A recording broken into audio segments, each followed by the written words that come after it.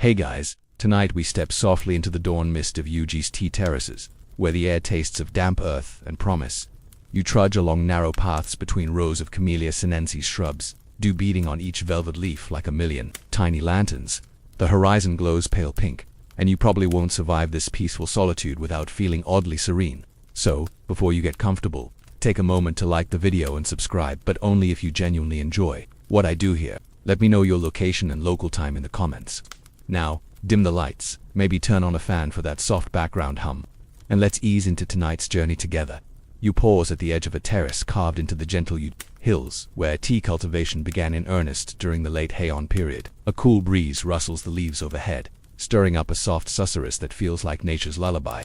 This region, just south of Kyoto, has been celebrated for its matcha quality since the 12th century, when the monk Eisai brought tea seeds back from China. Modern drinkers still praise Yuji for producing some of Japan's finest teas, distinguished by their rich umami taste and vibrant green color, a mainstream fact that you can almost taste on your tongue as you step deeper into the field. You catch sight of a sparrow hopping between shrubs, its tiny feet leaving perfect imprints on the moist soil. Locals believe these birds impart luck on the harvest, a quirky tidbit that farmers whisper about under their breath. Historians still argue whether such superstitions were borrowed from Chinese temple rituals or emerged spontaneously among Japanese villagers, but either way, it adds a playful layer to the morning's hush. The terraces slope gently upward, each level supported by low earthen walls. You trace the moss creeping along these walls, noticing how its emerald fuzz cushions your footsteps, like walking on an ancient carpet. A single bamboo fence stands sentinel at the top of the hill. Beyond it, a stray cat with mismatched eyes grooms itself on a sunlit rock. Rumor has it that one of these cats once ate so many young tea leaves that the harvest was delayed by days, probably an exaggeration. Yet another charming oddity to mull over before dawn fully breaks. A handful of samurai figures emerge at the far edge of the terrace, their lacquered armor dulled by the morning mist. They move with deliberate grace, every motion measured as if part of a silent dance. Back then, warrior clans would join tea-picking ceremonies to cultivate focus and harmony before battle. You can almost feel their disciplined hearts slowing, in time with the gentle rhythm of leaf gathering. It's a moment of calm that feels impossibly luxurious, especially when you remember those tiny dewdrops making your sleeves damp. A minor inconvenience turned soothing reminder of nature's intimacy. You kneel on a mat of woven reeds, the cool blades pricking your palms. Your fingers hover above a fresh-shaven bamboo basket, woven so finely that it looks nearly invisible from a distance. Samurai pickers preferred these baskets because they allowed air to circulate, preventing early oxidation, a mainstream fact. That underscores how even minor details mattered in this ritual. You tuck a stray lock of hair behind your ear, feeling a pang of camaraderie with those disciplined warriors who balanced sword. Practice with leaf plucking. The faint aroma of steamed rice wafts from a nearby farmhouse, mingling with the scent of newly harvested tea. Someone hums a low tuna, traditional chant meant to coordinate the group's movements. You lean forward, absorbing every nuance. The croak of a lone frog in a distant rice paddy, the soft padding of sandals on grass, the scratch of bamboo poles against wooden rails. It all blends into a gentle symphony that's equal parts meditative and slightly comedic. Nothing like crushing a stray pebble underfoot to ruin your inner peace.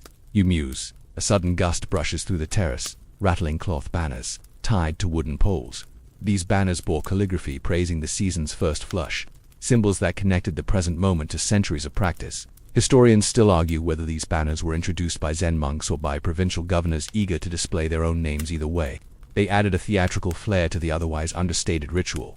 You glance at your basket, now half filled with slender tea leaves. Their edges are crowned with tiny white hairs, a sign of quality that indicates these are first flush leaves, plucked in early spring before the plant puts all its energy into new buds. Each leaf curled in your palm feels like holding a secret, a whisper of spring captured forever. You bring one leaf closer to your nose, inhaling its fresh, slightly sweet scent. A dozen bites of actual breakfast rice will never match this silky aroma. Your hand twitches with the urge to pop a leaf in your mouth, but you resist. There's a proper way to taste these leaves later, after processing. Instead, you rest your forehead against a knobby root. Closing your eyes, you imagine the samurai of old, ears attuned to every breath of wind, senses heightened by the ritual. It's a practice in mindfulness, a precursor to modern meditation apps and adult coloring books. Imagine paying someone to color leaves. Instead of eating them, you joke to yourself, just loud enough for that cat to twitch an ear. As the sun climbs higher, the mist begins to dissipate, revealing the jade carpet of tea shrubs stretching toward the horizon. You feel the first warm rays brush your skin, a soft invitation to rise and move to the next terrace. Somewhere behind you, a bamboo basket clinks gently against a wooden post, a reminder that time flows even in stillness. You inhale deeply, savoring the contrast of warmth and coolness, dampness and dryness, ritual and spontaneity. You stand and brush loose soil from your knees, feeling the weight of both basket and history on your back. Ahead, another samurai nods politely before kneeling to pick a leaf, his polished helmet catching the sun. You follow suit, letting your fingers drift over the next row of shrubs. In this hush of Yuji before the world fully awakens, you're suspended in a moment that's half ancient ceremony, half natural wonder.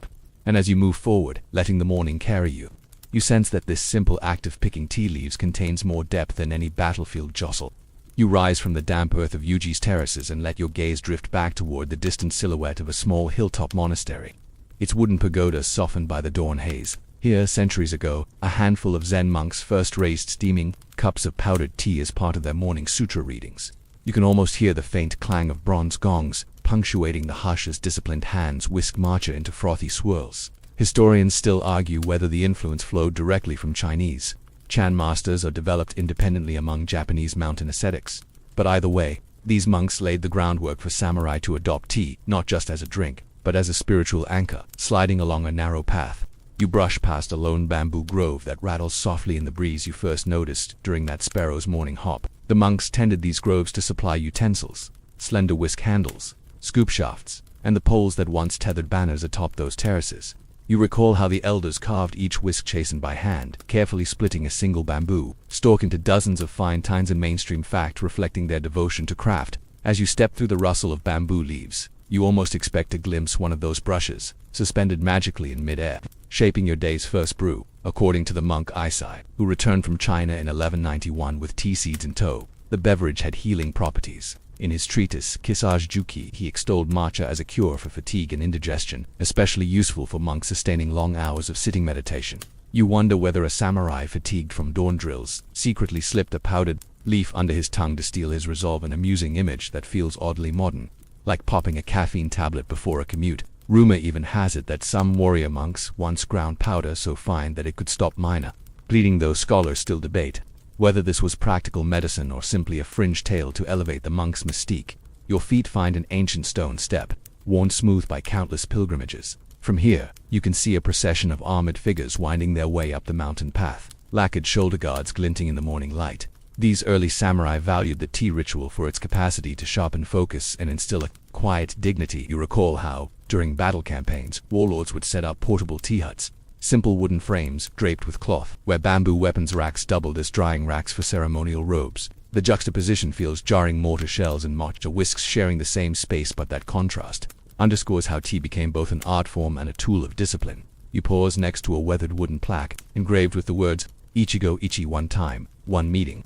Monks spoke of cherishing each moment as irreproducible, a philosophy that resonated deeply with samurai facing life or death choices.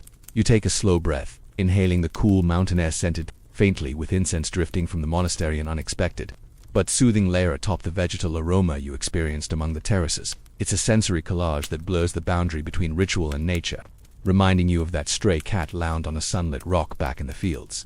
Both cat and incense invite you into a calmer state. Stepping along a narrow ridge, you spot a moss-covered basin carved from a single block of granite, fed by a trickling spout. This is the Tsukubaya wash basin samurai used to purify their hands and mouths before entering the tea chamber.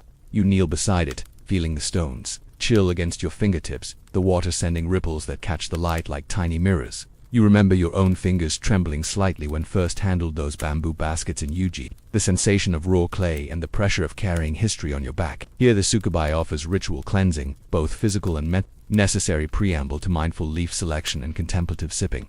A small bell overhead tinkles as a monk glides by, robes swishing in a hushed melody. He holds a scroll detailing tea ceremony protocols, how to present the bowl, how to bow, and how to inhale the aroma before that first delicate sip. You tuck a loose strand of hair behind your ear, recalling the strict etiquette you practiced on those terraces, kneeling and bending at the waist until your forehead nearly touched the earth. It's not punishment, you remind yourself, but a reminder of humble presence and echo of bowing to the very universe around you. You settle on a flat stone bench bordering the monastery courtyard, cross-legged and scented. A low table stands before you, bearing an iron kettle perched over glowing charcoal. Sparks drift skyward like fireflies, briefly illuminating your cheeks. You carefully whisk matcha into a bowl, watching as frothy peaks form like tiny emerald mountains. The first sip is warm and invigorating, its bitterness wrapped within a subtle sweetness, a mainstream fact that even modern tea enthusiasts celebrate. You exhale slowly, letting the warmth spread from your chest to your fingertips, a sensation that seems to ground you in a profound stillness. At the fringes of the courtyard, a small garden unfolds, a miniature landscape of stones, raked gravel, and bright moss. Samurai warriors often practiced meditation here before their morning ceremony, aligning sword and spirit. One story tells of a warrior who, distracted by a single misplaced pebble, lost his focus in battle the very next day, a quirky anecdote that monks relayed to emphasize the importance of attention to detail. Historians still argue whether that tale is true or a cautionary fable passed down through tea schools, but either way, it sends a tingle through your spine, reminding you that every element in this ritual carries intentional meaning. As the sun rises higher, you hear the distant calls of vendors arriving to supply the monastery with rice cakes and pickled plums for the post-ceremony meal. The sounds drift through open lattice windows, blending with the clink of bamboo scoops and a soft clatter of tea utensils being arranged. You notice inscriptions engraved on a wooden tea scoop, teeny characters identifying its maker and the date of creation. This attention to provenance mirrors the warrior's emphasis on loyalty and lineage. Every artifact carries a story. You trace the grooves with a fingertip, feeling a connection to an artisan who lived 800 years ago. Your eyes, folding your legs beneath you, and stand alongside your fellow participants, monks, samurai, and perhaps a curious peasant or two pressed into service. No word is spoken as you bow in unison, a silent accord binding everyone in mutual respect. You feel the weight of your own breath, the heartbeat in your temples, and the gentle vibration of ritual humming through the wooden beams overhead. This moment, tea is not just a drink, it's a bridge between disciplines, a shared ritual linking warrior and monk, past and present. You step away from the sukubai basin, trailing your fingers lightly along its mossy edge as you depart. Ahead lies another chapter of Yuji's tea story, but for now, you carry the essence of the monastery with you, a lesson in presence, a spark of calm amid life's storm, and the knowledge that every gesture, no matter how small, folds into a larger tapestry of meaning. It's a gift, you think, one that the samurai once wielded not just on the battlefield, but within themselves. You step off the monastery's cobblestones and follow a narrow trail, winding between emerald tea hills and patchwork rice paddies, the heavy scent of wet clay clinging to your boots. The land here is anything but random. It's carved into Shuen private, estates managed by powerful aristocrats and warrior families. You trace the faint furrows where ancient boundary markers once stood, moss-covered stones inscribed with clan crests, and, if rumors are true, tiny fox statues meant to ward off mischievous harvest sprites. Historians still argue whether these fox effigies served spiritual or strictly legal functions, but either way they add a playful twist to the straight lines of feudal administration. Rice paddies form a vivid emerald mosaic, each parcel held in tenancy by peasant families who toiled from dawn to dusk. Clay embankments, slick with rainwater, separate plots like sleepy, green moats. You imagine a samurai estate manager striding along these dikes, dispatching orders for tea pickers to cross into the next section. And you probably won't survive sneaking into the Lord's domain without a proper permit. Yet there's a gentle rhythm to the arrangement. Rice-fed fields cradle the tea hills, ensuring a steady supply of irrigation water coursing downhill. It's an early example of integrated farming, a mainstream fact that farmers still admire when they talk about sustainable agriculture, though they use different words, like eco-friendly and organic certification, which makes you smirk at the centuries-old pedigree of buzzwords. As you survey the terraces, you notice a tiny red pine seedling planted by a boundary marker, a practice said to ward off pests. Fringe scholars claim some estates even experimented with planting coriander and mulberry trees between tea shrubs to confuse leaf-eating insects, though historians still debate whether those intercropping trials yielded any real pest control or simply produced a strangely perfumed brew. You brush a droplet from your brow and wonder if samurai ever complained about coriander-flavored machetok, about an unexpected brunch surprise. The estates vary in scale. Smaller holdings might consist of a few hillside terraces next to a humble manor, while sprawling domains encompass hundreds of acres stretching over multiple villages. You glimpsed smoke rising from a cluster of thatched roofs by the riverbank, where tenant farmers settle in the evenings after a day of transplanting rice seedlings and carefully clipping tea buds. These villagers became so adept at pruning tea plants that some whispered they could tell you the gossip of the estate, just by the shape of a newly trimmed leaf, a quirky local legend that adds flavor to every leaf you pick. Walking along a raised walkway, you tread the fine line between paddy and plantation, feeling the slight give of packed earth beneath your feet. Your basket swings against your hip, the rattan weave clicking softly just enough to remind you that you're present and not a ghost interrupting a centuries-old agricultural ballet. You glance at the meandering irrigation canals, engineered to channel mountain spring water first through the tea terraces and then onto the rice fields below. It's a clever system that maximizes the land's natural slope, a mainstream fact that later empire builders in Europe would adopt centuries later in their own vineyard terraces, though they probably called it vineyard chic. A worn sign, nailed to a cedar post, marks the boundary between two estates, one controlled by a distant shogunal vassal, the other by a local clan boasting Tesmuth lineage. The former boasts stricter rules: samurai must wear formal hakama even for picking, and baskets must be lined with silk cloth. The latter offers leniency. Local farmers can pick freely if they grant the clan's blacksmith exclusive rights to repair their sickles. You pause here, balancing on one foot like a wobbly table, and imagine the tiny bureaucratic debates that must have erupted over these regulations. Historians still argue whether such micromanagement enhanced estate productivity, or merely fueled resentment among peasantry. Either way, it shaped the contours of tea culture. Ahead, a row of cedar poles supports slender bamboo poles hung with narrow cloth banners, painted in pastel greens and blue signals, indicating which estates pickers should harvest this row. You remember your first time fumbling with those banners, back in section 1, attempting to tie them just right, only to have them flop comically in the breeze. Today, you handled them with practiced ease, adjusting the knots so the banners wave like lazy fans. You wonder if samurai lords required banner tying exams, show your knot tying proficiency, or face 100 push-ups. You joke to yourself, imagining a cadre of Yamabushi instructors barking orders. The gentle burble of a canal draws you closer to golden rice shoots shimmering under the afternoon sun. You crouch at the water's edge, dipping a finger into the cool flow. The water tastes faintly sweet, enriched by mineral-rich mountain springs. Peasants believed that estates perched higher on the slopes produced tea leaves of richer flavor.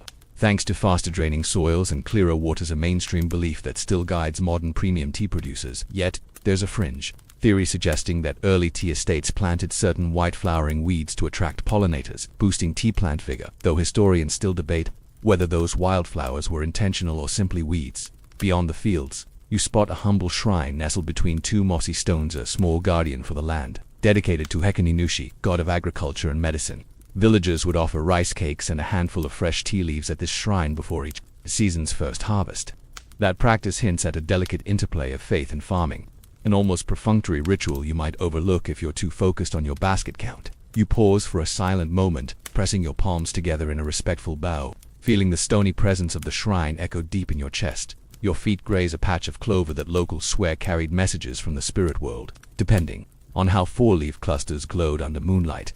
You recall hearing that tea estate managers once held midnight ceremonies under a full moon, reading four-leaf clover patterns to decide which sections would harvest next, a quirky ritual that conjures images of moonlit tea jars and ghostly pickers in lacquer armor. Scholars still argue whether these nocturnal gatherings truly guided harvest schedules or were simply a creative excuse for samurai to sneak off under starry skies. A bright red bridge arcing over the canal leads you back onto a leveled terrace, where you find a group of laborers taking a midday break beneath a spreading camphor tree. Their straw hats lie discarded on the grass, and they share rice balls filled with pickled plum as laughter drifts across the field. One farmer tells a joke about misplacing his tea basket only to find it filled with river snails, an unexpected harvest that made his mistrustful cat quite happy. You grin at the absurdity, picturing a cat prancing with a snail-filled basket in its claws. As you stand and dust stray grains of rice from your tunic, the sun's rays dance through the cluster of bamboo leaves overhead, creating a playful pattern on the earthen path. You feel the interwoven tapestry of feudal land management, ritual devotion, and daily toil fold around you like a soft blanket.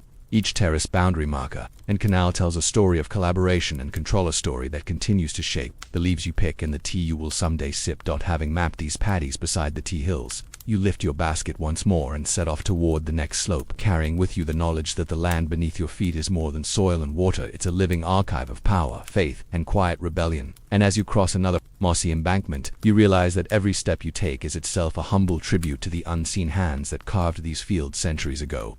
You step onto the next terrace and crouch before a neat row of Camellia sinensis shrubs, your fingers brushing against glossy leaves slick with morning mist.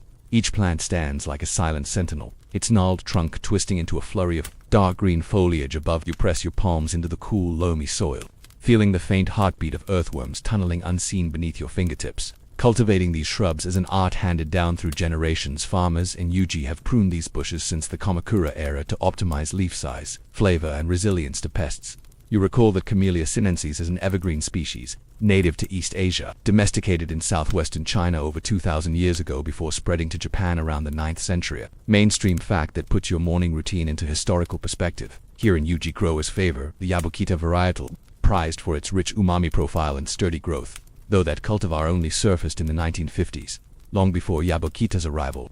Samurai estates honed local strains by trial and error, selecting the heartiest saplings after each harvest. You lean closer to a young shoot, tracing its vibrant veins as if reading the diary of seasons past. Beneath the ferny shade of bamboo scaffolding, you squat and watch a veteran pruner, his straw hat tilted to shade his eyes. He snaps off a slender branch with calibrated precision, leaving just 2 or 3 leaves per stem.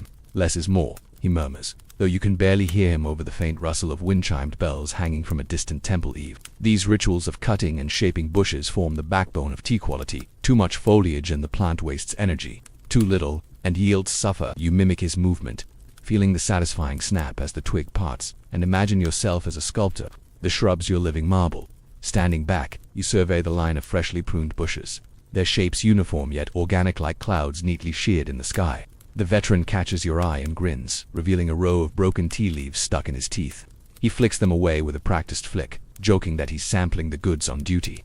You chuckle softly, wondering if that's an official quality control method or simply a fringe habit passed among tea artisans. Historians still argue whether these informal taste tests originated as official estate policy or emerged as friendly wagers among rival clans. But either way, it keeps the workday interesting. The air is thick with the scent of crushed leaves and damp clay as you reach into a burlap sack and pull out a small knife with a curved blade, the hasagawa or tea pruning knife. Its handle is wrapped in harbor fiber rope, and the blade bears an inscription, "Born under the tiger moon, cut with steady hand." You run your thumb along the carving, feeling the slight groove beneath your nail. Samurai artisans often commissioned these custom tools, believing that the timing of creation in this case, under a tiger zodiac month imbued the knife with extra sharpness and good fortune. It's a quirky superstition.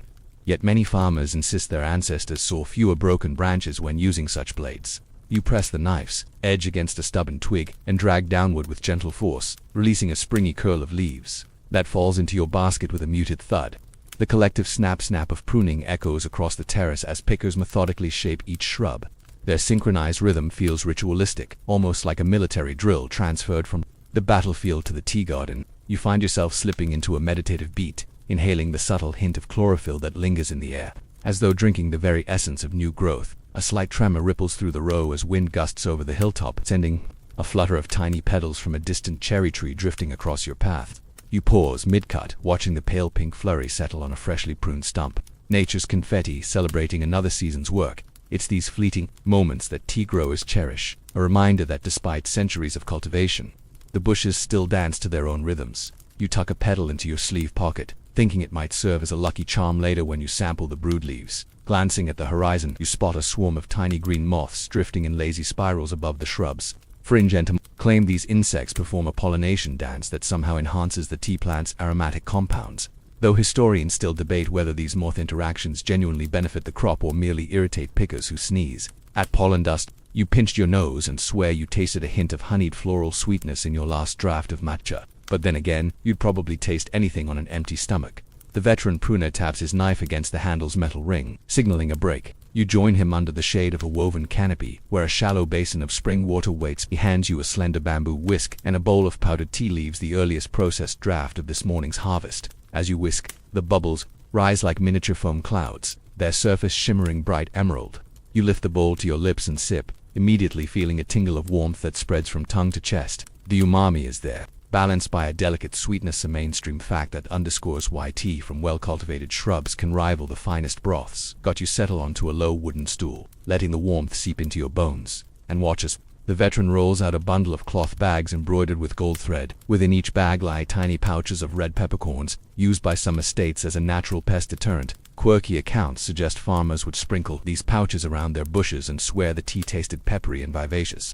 Come harvest, those scholars still argue whether that was a strategic agricultural method or simply a spicy marketing gimmick for visiting warlords. You run a finger over the embroidered silk, intricate flowers and curled vines that might have taken weeks to stitch, testament to the value placed on both utility and beauty. Refreshed, the veteran stands and beckons you to resume pruning. You rise, feeling the tender ache in your knees from hours spent crouched, but it's a satisfying ache, the kind that whispers, "You did something worthwhile today." You slide back into your spot by the irrigation channel, the water burbling below like a soft-spoken accomplice in your task. You retire your straw hat under your chin, flicking a stray lock of hair free before leaning forward to tackle the next branch. Each bush you approach tells a little story: a split trunk where a storm-pruned branch sprouted new vigor, a scarred leaf where a curious animal nibbled through the night, a sun-bleached tip reaching skyward in a quest for warmth. You think about the gardener's role as both scientist and poet, measuring leaf angles and interpreting the subtle signs of plant health. In your hand, the pruning knife feels like an extension of your own intent, shaping the bushes not with force, but with careful understanding as the afternoon light softens. You finish the final row, your basket now heavy with newly clipped leaves. You stand and stretch, feeling muscles loosen beneath your skin. The veteran pruner nods approvingly, patting the communal basket brimming with foliage. You lift it together and carry it to a shaded processing shack, each step weighted with the satisfaction of craftsmanship.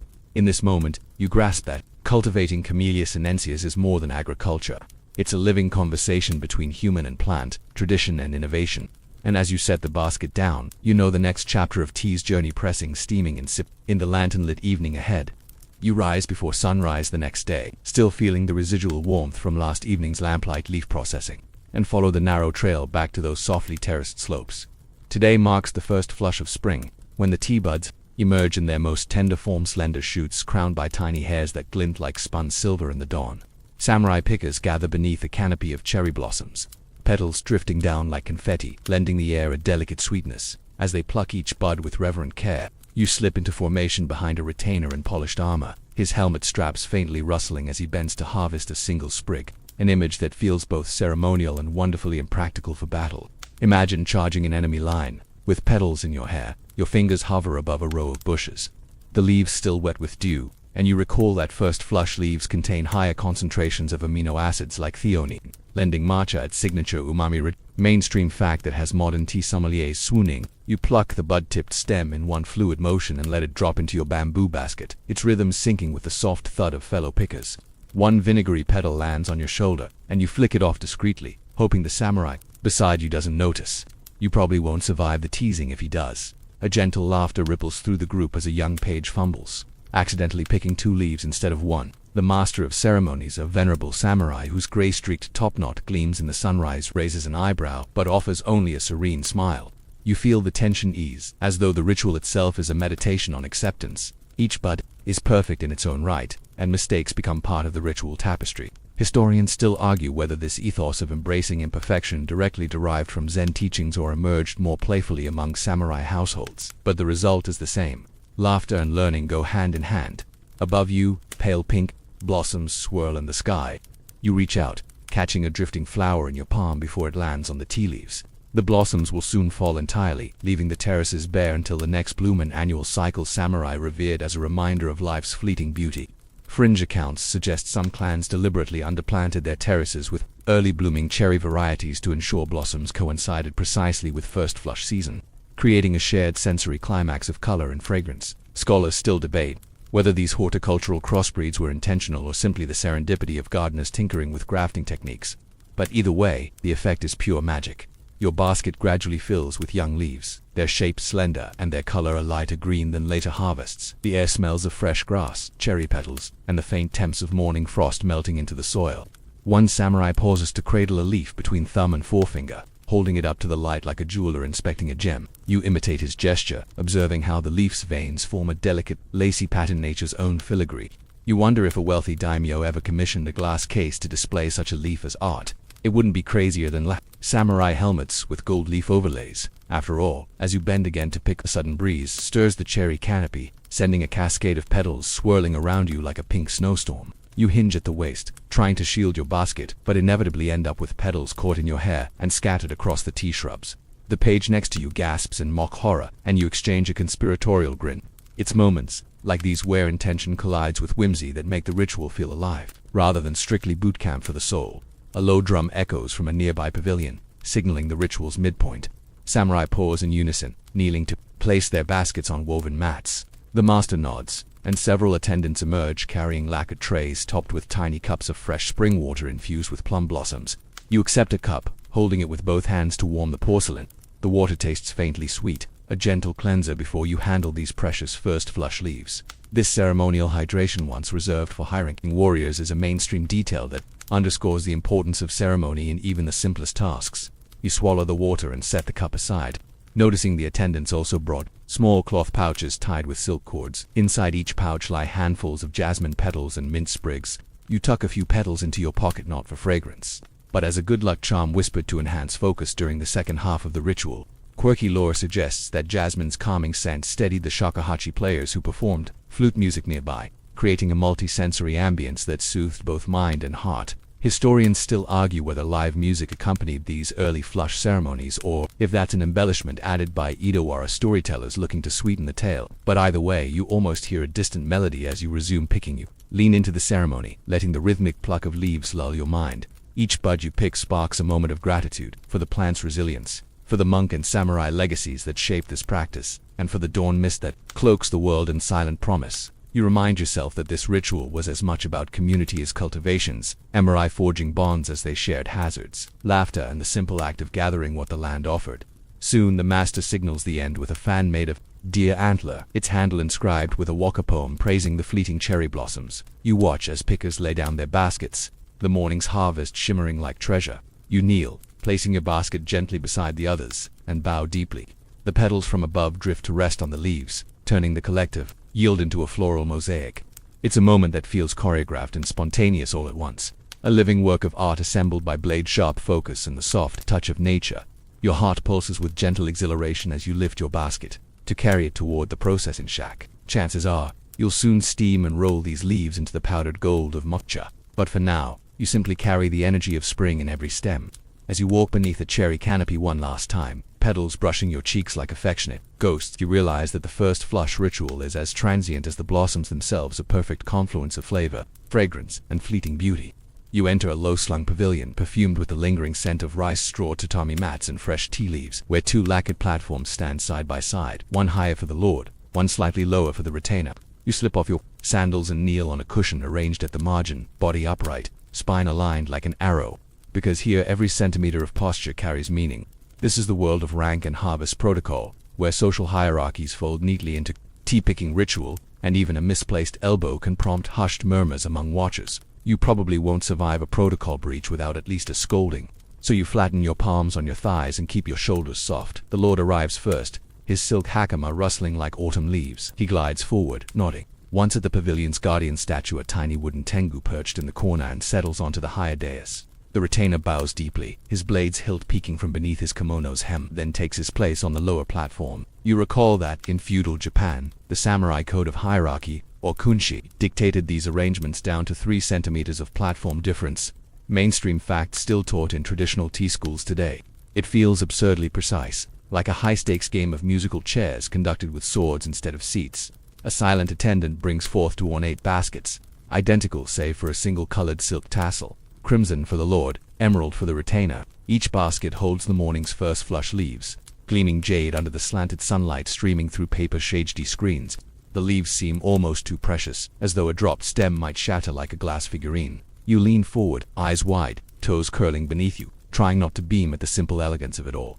The lord lifts a single leaf between thumb and forefinger, inspecting its veins like a jeweler appraising a gem. He inhales deeply, closing his eyes, and you catch the faintest smile at the corners of his mouth. You wonder if this is practiced or genuine delight at the way. It's the kind of scene that makes you giggle internally. The retainer mirrors every move, mirroring the lord not out of laziness but to affirm loyalty through synchronized ritual. Historians still argue whether this mirrored posture grew from battlefield drills or was invented later by tea masters to reinforce social bonds. But both theories share a common thread: unity through shared practice. A low gong sounds. The lord places his leaf ceremoniously into a small porcelain dish lacquered with gold leaf. The retainer follows, his movement just a breath behind, ensuring no one mistakes his pace as arrogance. You swallow against the slight dryness in your throat and feel your own hands tremble in anticipation. An attendant glides forward, pouring a teaspoon of bright green powder into each dish, then adds a sliver of hot spring water. The scene unfolds like a living painting, brushstrokes of jade against black lacquer, punctuated by the silent coordination of every servant's footstep. You lean closer, noting the veins on the leaf now floating like a map on the soup of mocha. The lord lifts a bamboo whisk, its tines split as finely as a spider's silk ant begins to froth the mixture. You watch as creamy bubbles ripple across the surface, their texture like crushed pearls. You inhale, tasting past memories of the grove, the prune shrubs, and that fleeting cherry petal snowfall. A flick of the whisk sends droplets dancing off the rim, and you catch one on your cheek. giggling at the tiny betrayal of decorum when both bowls are ready. The lord inclines slightly, offering his drink to the retainer as a gesture of shared humility. The retainer bows deeper still, touching the floor with his fingertips before raising the cup. He sips, pauses as if weighing the flavor, then bows again in silent gratitude. You mimic this movement as best you can, trying not to knock over your own empty bowl. A rogue petal floats to rest beside your cushion, its pink echo of spring demanding your attention. You brush it away discreetly, believing the ritual demands neither petal nor pigeon dropping should intrude upon protocol. Now the lord signals for the next stage, leaf sharing. Two attendants kneel and present small wooden spatulas carved from camphor wood, each used to shave tiny curls from the main leaf, scattering them across a ceramic plate. You notice the spatulas bear incised poetry, short verses praising the fleeting sweetness of the leaf's life. Farmers and artisans collaborated on these spoon carvings, ensuring each tool carried both practical and poetic resonance. Fringe lore suggests some spatulas were soaked in sake to imbue the shavings with an extra depth of flavor, though historians still argue whether alcohol soaking was a genuine practice or simply a sensational addition by Edo-era writers seeking more dramatic backstories. The lord gestures. Each participant may take one shaved curl. The retainer passes a curl with reverent fingers, and you imagine that each fragment is like a piece of a greater whole in theory. Scattering it across your tongue will unlock collective harmony. You pick one, mindful to place it at the center of your palm, then lift it to your lips. The fragment dissolves instantly, unveiling a burst of vegetal sweetness tempered by a hint of oceanic salt, nature's own umami symphony. You exhale, closing your eyes, and imagine that a warrior's courage might spring from such intimate communion with the earth. A sudden breeze rattles the Sheiji screens, and you catch a glimpse of a stray leaf tumbling past the courtyard gate. The lord flicks an eyebrow, never breaking his meditation pose, and you realize that even the slightest breeze can become part of this choreography. You straighten, adjusting the folds of your kimono and smooth the hair at your nape, because protocol extends even to hairpin placement. One hairpin askew, and you risk losing the aura of calm precision cultivated over centuries. After the leaf sharing, the bowls are collected, and the lord signals the retainer to rise. They stand in perfect unison, the retainer lowering his platform slightly before extending his arm in silent invitation for the lord to step down. It's a reversal of rank that underscores how tea ritual could equalize social distance for a brief, almost magical instant. You recall similar moments from earlier sections when monks and warriors bowed together before the sukubai, reminding you that tea ceremony is a dance of both deference and unity. You rise to noticing the floorboards creak under the weight of shifting bodies. The pavilion's wooden beams, darkened by age and incense smoke, arch overhead like supportive ribs. A paper lantern sways softly at the entrance, its flame pooling a circle of golden light on the tatami. For a heartbeat, you feel transported beyond time, as if you're both participant and spectator in a ritual that knits past and present into one. A small caged cricket begins its twilight song outside, a quirky intrusion that nonetheless feels fitting, as though nature itself approves. With the ceremony concluded, you kneel one last time, offering deep bows to both lord and retainer. Lord inclines subtly in return, eyes soft with acknowledgement. The retainer's nod feels warmer, as though a shared leaf has forged a bond beyond strict hierarchy. You step back, collecting your cushion and sliding your sandals onto dusty flooring grooved by centuries of ritual footsteps. As you cross the threshold into Yuji's bright courtyard, you sense an invisible thread connecting every person who's participated in this protocol over the centuries. The precise platform heights, the matching bowls, the shared leaf fragments, each detail chisels away ego, sculpting discipline into community. You tuck your hands beneath your sleeves, savoring the echo of delicate etiquette in your bones. To every misplaced gesture, there's been a lesson. To every harmonious act, a fleeting taste of unity. And as you wander back toward the fields, the memory of those aligned platforms and mirrored bows lingers, a whisper of how rank, even when rigid, can yield to the gentle power of tea. You duck under a low-hanging beam and step into a sunlit alcove where rows of bamboo baskets and lengths of fine cloth hang like silent sentinels, each item bearing the mark of a long-forgotten artisan. The alcove's walls are lined with wooden pegs carved from aged hinoki, their rounded ends worn smooth by centuries of hanging tools. As you reach out to touch a bamboo basket, you feel the warm, honey-hued slats under your fingertips, slats painstakingly split and curved by hand, each one shaped to cradle freshly picked leaves without bruising them. It's a testament to how vital these baskets were. Samurai pickers prized their lightness and breathability, qualities that prevented unwanted oxidation before processing it. Mainstream fact that underscores why such baskets endure in tea gardens even today. Your fingers trace an inscription burned into the bamboo, kanji characters that read Masashi's hand, 1584. You wonder about Masashi the artisan, whose signature now blurs at the edges, and imagine his calloused palms guiding the blade as he carved this very basket. A cluster of small cloths frosh nearby, each dyed in subtle shades of indigo and stamped with monograms. These square wrappings served multiple purposes, covering baskets to shield leaves from dust, transporting tools, even doubling as humble picnic cloths when samurai paused for midday rest. Some cloths bear poetic lines watermarked in silver thread, praising the evergreen spirit of the tea bush. Fringe accounts suggest certain clans required 20 stanzas woven into their cloths, recited before each harvest, though historians still argue whether such elaborate embroidery was widespread, or merely an eccentricity of particularly poetic lords.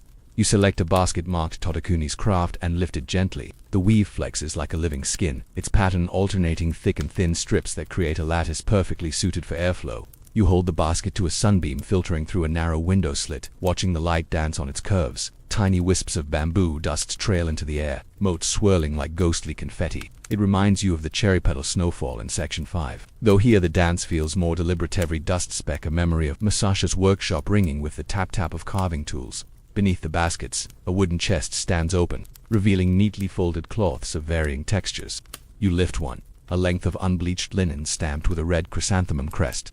This piece once belonged to a stewardess of the Oda clan, rumored to have overseen tea-picking expeditions. For decades, her initials N interlocking O and T are woven into the corner. You imagine the care she took to fold this cloth before dawn, the soft rustle against her kimono as she knelt beside samurai pickers, smoothing the fabric over baskets to guard each precious leaf. It's a small, daily detail that speaks volumes about women's hidden labor in samurai estates, an often overlooked mainstream fact that modern scholarship only recently acknowledged. You drape the linen over your shoulder, noting the faint scent of camphor oil still lingering in the fibers, added centuries ago to deter insects.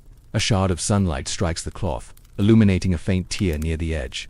You tug at the loose thread, carefully teasing it free, and pocket it as a keepsake, a single filament of history, preserved. Fringe lore claims that a single stray thread from such cloths, if tied around your wrist, grants clarity of mind during the picking.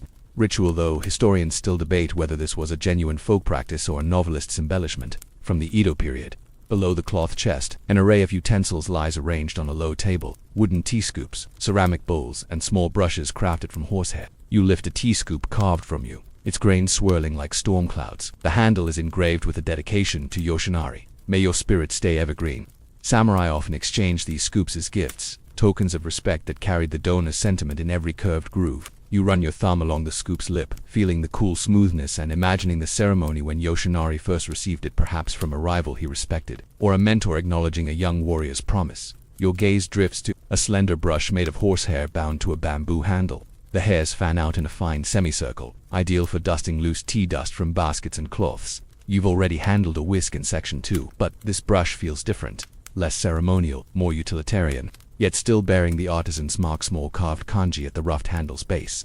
You tilt the brush so sunlight catches the hairs, which shimmer with natural oils infused during crafting. Quirky records mention artisans who dipped these bristles into fish oil to increase their sheen, though scholars still argue whether such practices improved functionality or simply yielded the grotesque sheen that horrified more fastidious tea masters. Next to the brush, you spot a small bundle of fragrant cloths printed with intermittent silver dots.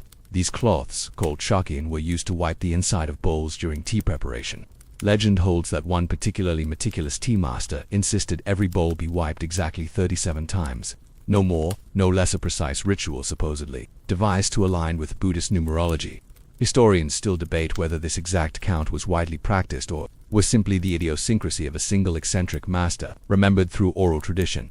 You select a shakin and wave it gently, feeling the soft fabric glide through your fingers. A faint smell of roasted rice and seaweed lingers, residual scents from centuries of aesthetic care. You fold the cloth neatly and lay it across your palm, then press it against the interior of a ceramic tea bowl resting on the table. The bowl's glaze is uneven in places, revealing the potter's thumbprints left during shaping, a hallmark of wabi-sabi's embrace of imperfection. You swirl the cloth inside, imagining the countless rituals this bowl witnessed, whispered conversations between lord and retainer, laughter echoing under silken canopies, the hush before a decisive sip. A creak from the doorway reminds you of the passing of time. You set down the bowl and turn to find a senior steward entering carrying a lacquered chest. He kneels and opens it, revealing a selection of cloths dyed in deep reds and purples, a palette reserved for high-ranking officials.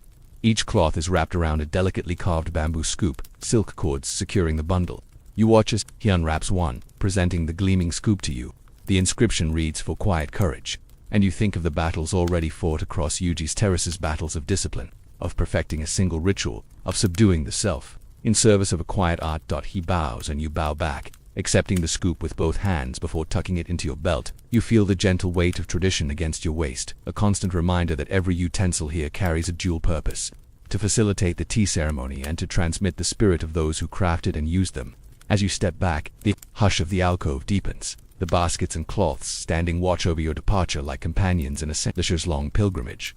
You lift your basket from its peg and adjust the cloth cover before slipping it onto your arm. Each fold of fabric, each bamboo slat, each carved inscription is now part of your unfolding journey, an intimate collaboration between past and present. As you step out into Yuji's bright afternoon, you carry more than tools. You carry the hands of artisans, the whispers of stewardesses, and the collective heartbeat of samurai who once knelt here. It's a living archive of humble objects, woven into the very ritual of tea. And you feel its pulse guiding your next steps toward the fields where leaves await their moment in the sun.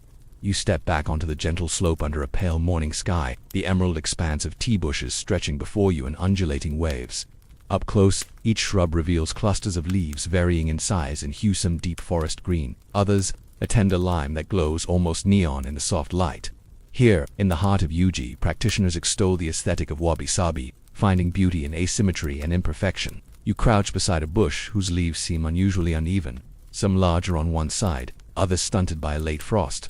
Rather than frustration, you feel a flicker of delight at the natural variation. Embracing flaws was not only a philosophical stance but a practical guide for samurai pickers to focus on mindfulness over machine-like perfection. As your hands hover above this irregular bush, you recall that wabi-sabi, rooted in Zen, celebrates transience and impermanence, a mainstream fact shared by matcha masters and minimalists alike. You pluck a slightly larger leaf from the uneven side, admiring its thick veins and rugged edge. It feels like holding a mountain's contour in your palm, a miniature landscape crafted by frost, sun, and soil. You tuck it into your basket, thinking that if a leaf can grow unevenly and still nourish a warrior, perhaps you can embrace your own quirks with equal grace. The sight of these asymmetric clusters reminds you of the gnarled trunks of bonsai, patiently coaxed into elegant shapes that reflect nature's unpredictability. Fringe enthusiasts claim that samurai decorated their tea fields with bonsai interspersed among the Camellia sinensis shrubs to embody wabi-sabi principles in living form, though historians still argue whether these miniature trees were common in fields or confined to garden tea houses. You pause to imagine a tea terrace punctuated by tiny junipers and pines, each bonsai a disciplined nod to imperfection amid the regimented rows. Your attention drifts to a nearby fence made of weathered cedar, each plank bowed and cracked by time. The posts lean slightly and moss cloaks the base like a mossy robe. This boundary exudes wabi-sabi's charm. It's battered but dignified, its floors telling stories of countless seasons. A stray leaf brushes your cheek as you run a fingertip along a splintered plank. The texture is rough, yet soothing, like stroking the beard of an old sage. You breathe in deeply, tasting the earthy scent of moss and cedar mingled with distant steam from the processing hut. A cluster of overgrown leaves near the fence reveals subtle color gradations, pale green edges fading to deeper olive centers. These leaves escaped pruning, a gentle rebellion against uniformity. Samurai tea masters encouraged such escapes occasionally, believing that the surprise yielded unexpected depth of flavor. Scholars still debate if this was a thoughtful cultivation strategy or merely a byproduct of fields too large to prune meticulously. Either theory underscores the serendipity at the heart of wabi-sabi. Sometimes nature's lapses offer the most compelling lessons. Birdsong lilts through the air as you examine a particularly contoured leaf, running your thumb along its jagged rim. The shape reminds you of the coastline back near the Pacific, where waves carve cliffs in unpredictable patterns. You pluck another irregular leaf, feeling a sense of kinship with the plant's adaptive spirit. Each imperfect curve seems to whisper, there is beauty in every deviation. If only you pause to look. A wind stirs the terrace, and mottled shadows danced across the ground. You watch as a flutter of petals from a nearby cherry tree drifts across your path, landing in perfect asymmetry, one petal on a leaf here, two on the basket's rim there. It's as if nature itself plays at wabi-sabi, scattering blossoms without concern for symmetry. You tuck a petal behind your ear, a playful reminder that the world doesn't need instructions to be artfully disordered. Nearby, a samurai master kneels, examining a leaf with a critical eye. His kimono is patched in a dozen places, each square of fabric a reminder of past battles and repaired armor. You notice how he moves with slow precision, yet his gaze flickers as if searching for the leaf's story. He plucks it and places it gently in his palm, whispering a haiku about impermanence under his breath, another reflection of wabi-sabi's poetic undercurrents. Historians still argue whether samurai recited poetry during harvests or if that's an Idawara romanticism layered onto earlier rituals. But either way, it lends the moment a hushed elegance. You continue wandering through the fields, your senses attuned to every imperfection, a stump left untrimmed, a gap in a row, a stray branch dipping toward the earth. Each deviation feels like an intentional stroke in nature's canvas. You bend to pick a leaf knotted at the stem, its twist turning the tip inward like a curled page. You hold it close to your face, inhaling its complexity, the dank soil beneath, the faint hint of buckwheat from neighboring fields. You tuck it into the basket, then close your eyes to savor the leaf's silent story. The drizzle of your basket's handle against your wrist pulls you from your reverie. You glance down to see it half filled with both flawless and irregular leaves, a patchwork of textures and hues. Together they represent the field's full canvas, a celebration of uniformity and imperfection in equal measure. You press your palm to your chest, feeling gratitude for the sabakatha, art of harmonious selection that governs this practice. As you rise to head toward the next terrace, the fence's cedar posts recede into the mist, their imperfections etched more deeply into your memory. You wonder if a future tea master will admire the scars on your hands from this harvest, seeing in them the story of your own growth.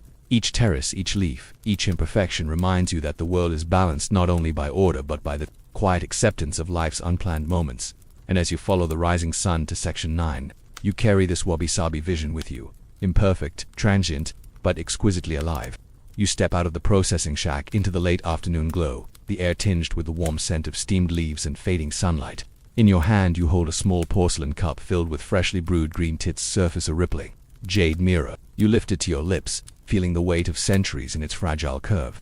With the first sip, the bitterness coils on your tongue, sharp as a drawn katana, then softens into a gentle umami warmth that seeps into your chest. This is Bushido in every bitter sip, tea, as both weapon and balm, a tactile lesson in self-control.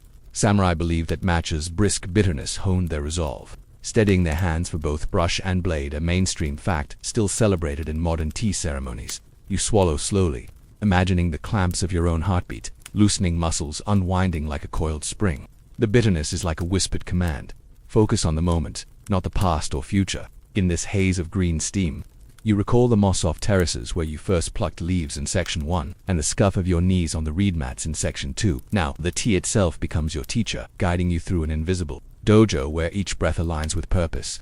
If only preparing tomorrow's email felt so noble. As the warmth spreads, you notice tiny bubbles clinging to the cup's rim. Fringe lore suggests these bubbles served as omens. A single large bubble meant inner calm, while a cluster of small ones foretold battlefield chaos, though historians still argue whether samurai ever truly read tea bubbles or if that's an Edo period invention to spice up local inns menus. You peer into the cup, watching the ephemeral patterns tied to fate, wondering if your own destiny could be read in the swirling foam. A soft breeze stirs the paper screens behind you, carrying the distant echo of a bamboo basket tapping against a wooden post, an oral callback to your first few misaligned banner tying attempts in Section 3. Pro tip: never let a banner knot catch your elbow mid-whisk, you murmur. You inhale, tasting the vegetal sheen of fresh leaf and a whisper of toasted rice from the roasting chamber. Each note weaves into the core of Bushido: resilience through ceremony, courage through patience. You lift the cup once more, this time cradling it in both hands, eyes closed. The vessel's coolness at the edges contrasts with the liquid warmth. Within a duality samurai likened to sword and scabbard, strength and restraint. Every sip asks you to balance that tension, to acknowledge life's sharp edges without flinching. You can almost hear the ghostly swish of swords from distant training grounds, their echoes absorbed into the hills of Yuji like a muted heartbeat.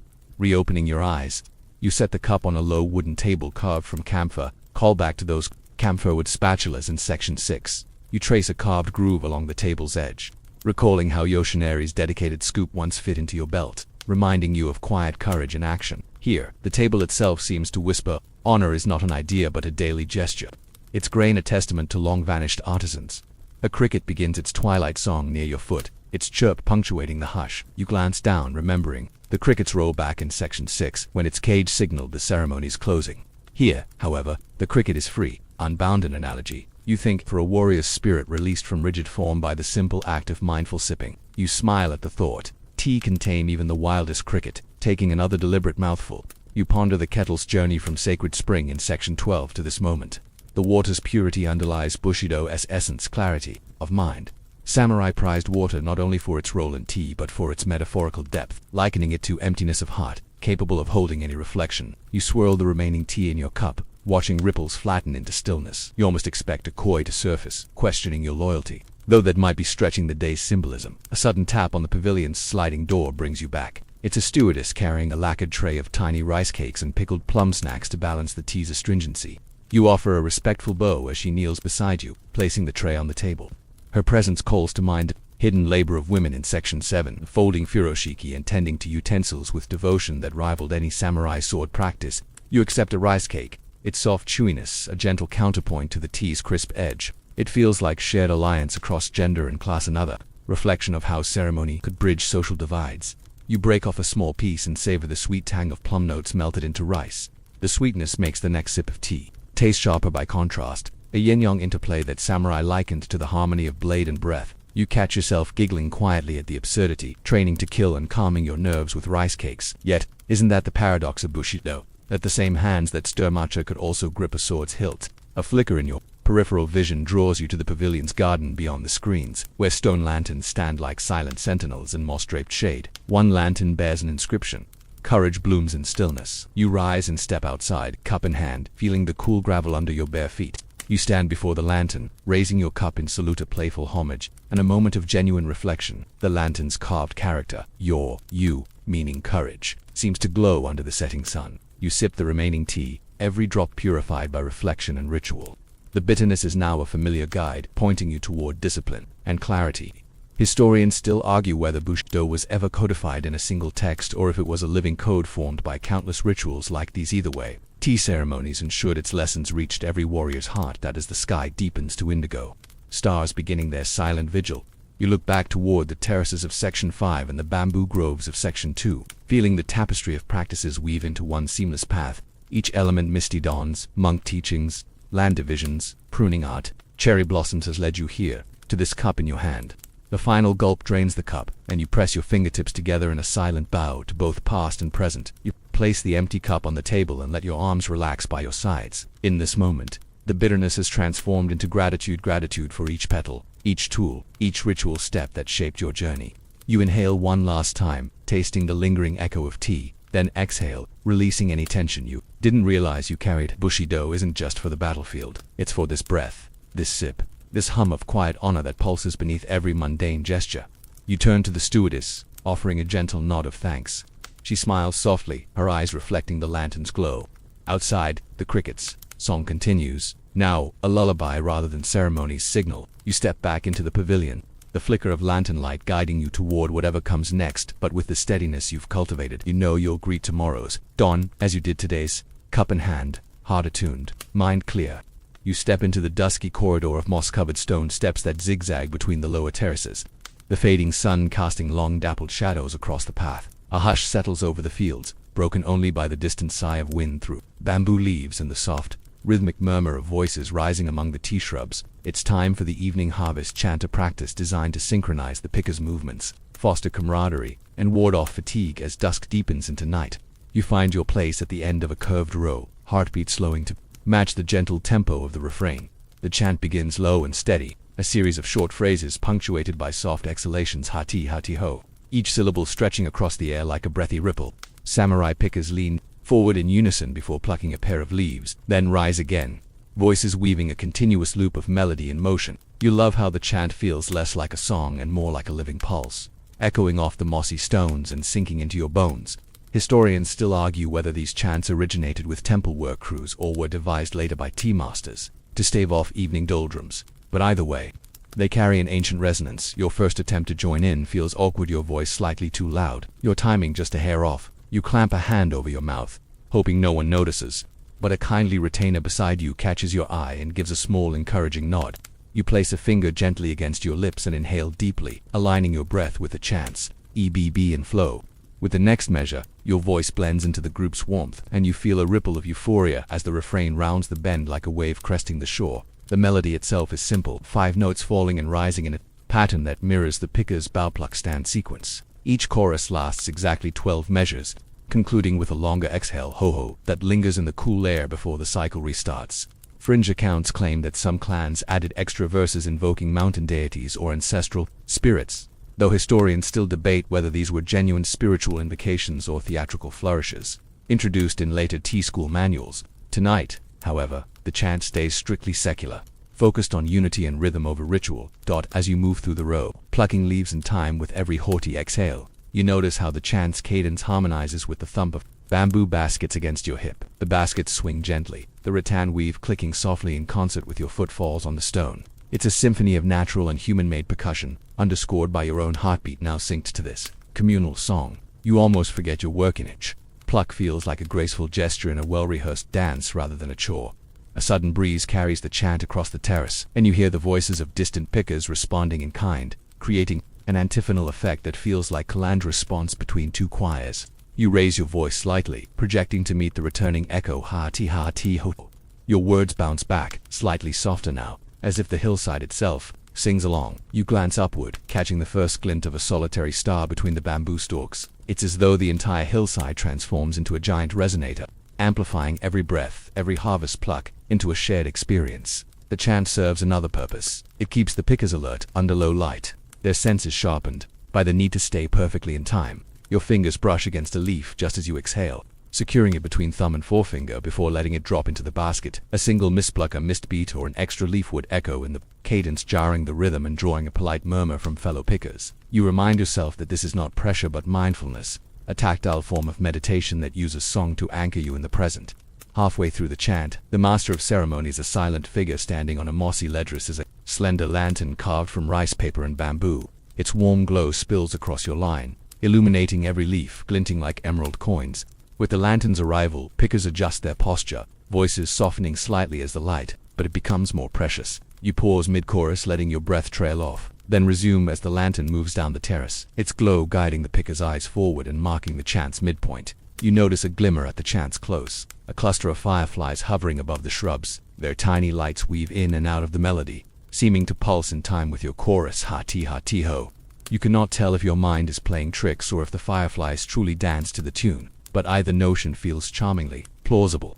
Quirky folklore suggests that fireflies were once believed to be the souls of gardeners who tended to camellia bushes, returning each evening to bless the harvest. Historians still argue whether this ghostly origin story ever held real currency among pickers or if it was a later embroidery meant to attract tourists. But tonight, you happily indulge the romance of it. As dusk deepens, you sense the chant shifting subtly. The tempo slows by a fraction, voices growing softer yet more resonant. Pickers lean in more deeply, pluck leaves with greater care, and fill the baskets with quiet diligence.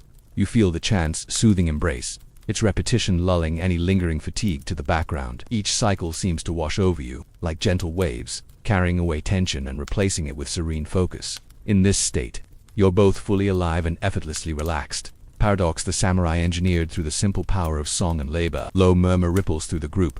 As the final cycle arrives, the master lowers the lantern one last time, its flame flickering with deliberate slowness. You inhale for the conclusion, channeling all the evening's energy into a final, resonant ho-ho. The exhale hangs in the still air unbroken for a heartbeat before silence fully settles. The hush feels profound, as though time itself paused to honor the chant and its caretakers. You lower your basket to the ground, your voice now a memory in the cool night air. Your shoulders loosen, and you exhale a soft laugh at how your legs feel simultaneously tired and exhilarated. Around you, pickers kneel and bow to the master of ceremonies, an unspoken thank you for guiding them through this ritual. You follow suit, thanking the hillside and the history woven into each syllable of the chant. Rising slowly, you brush your palms on your thighs to shake off residual tension and stand beneath the lantern's glow. The master extinguishes its flame with a gentle puff, and the terrace returns to moonlight and starlight, the fireflies gone as if they never were. Your basket glows faintly with leaves that have absorbed the last of the day's energy, ready for nighttime processing. You pat its side affectionately, marveling at how song, light, and dusk can transform simple labor into something almost sacred. You step away from the line, letting the chant's echoes fade behind you as you move toward the next chapter of the evening, processing leaves by lamplight. But in your heart, the melody lingers, a testament to communal spirit, mindful focus, and the unexpected magic that blossoms when work becomes song. You tread softly along a pebbled pathway that winds between camphor trees, the afternoon sun filtering through bronze leaves and mottled patterns on the ground. Ahead, you spot a modest two-roomed office adjoining the processing shed. Earth floor, sliding shaji doors, a simple wooden desk inside. This is where the estate stewardess holds court, guiding the harvest's flow with a quiet authority that often goes unnoticed by history's loudest drums. You probably won't survive her disapproval if you knock too loudly, so you pull yourself together, smooth your sleeves, and offer a respectful bow before stepping inside. Inside, scrolls of parchment hang from bamboo rods, each listing tea quotas, rotation schedules, and the names of samurai pickers assigned to every terrace. Estate stewardesses manage these records with mesmerizing precision, They were literate women charged with administrative oversight in an era when female literacy rates hovered around 10%, a mainstream fact that modern historians celebrate when imagining a rarefied world of ink, scroll, and silk. You trace a finger along the neat columns, feeling a sudden pang of envy. Your own to-do list hasn't looked this organized since you discovered digital sticky notes. A woman in a faded, indigo kimono kneels by a low desk, quill in hand, her hair pinned up with a lacquered comb carved into the shape of a lotus. You notice her sleeves gently stained green, proof of recent leaf counts, and the meticulous way she dips her quill into an inkstone carved from obsidian. Her eyes flick upward as you enter. You present your basket, and she nods once, barely breaking her concentration. With a flick of her wrist, she adds a tidy tally to the day's harvest, then pushes the scroll across to you. Section 7. Beneath the old cedar, 237 leaves. She reads softly. You wince, hoping she has mercy on your slower morning pace. She slides another scroll your way, this one detailing a cover rota which samurai will deliver baskets to the processing hut, who will tie fresh banners, and which pickers deserve it. Midday rest by the wash basin. You marvel at the subtle power in her hands. A properly timed break could mean avoiding a frayed nerve during evening chants, or the difference between a flawless whisk and a lumpy foam disaster. Fringe accounts suggest some stewardesses carried small wooden stamps engraved with secret symbols, stamping a picker's ledger to grant them bonus leaf allocations, though scholars still argue whether these privileges were official policy or clever backroom deals to favor favorite clansmen. You take a slow breath, allowing the hush of the room to sink in. The desk beside her holds stacks of folded furoshiki cloths and engraved bamboo baskets, each tagged for specific pickers. You recall handling these same items in Section 7, their patterns echoing like silent signatures.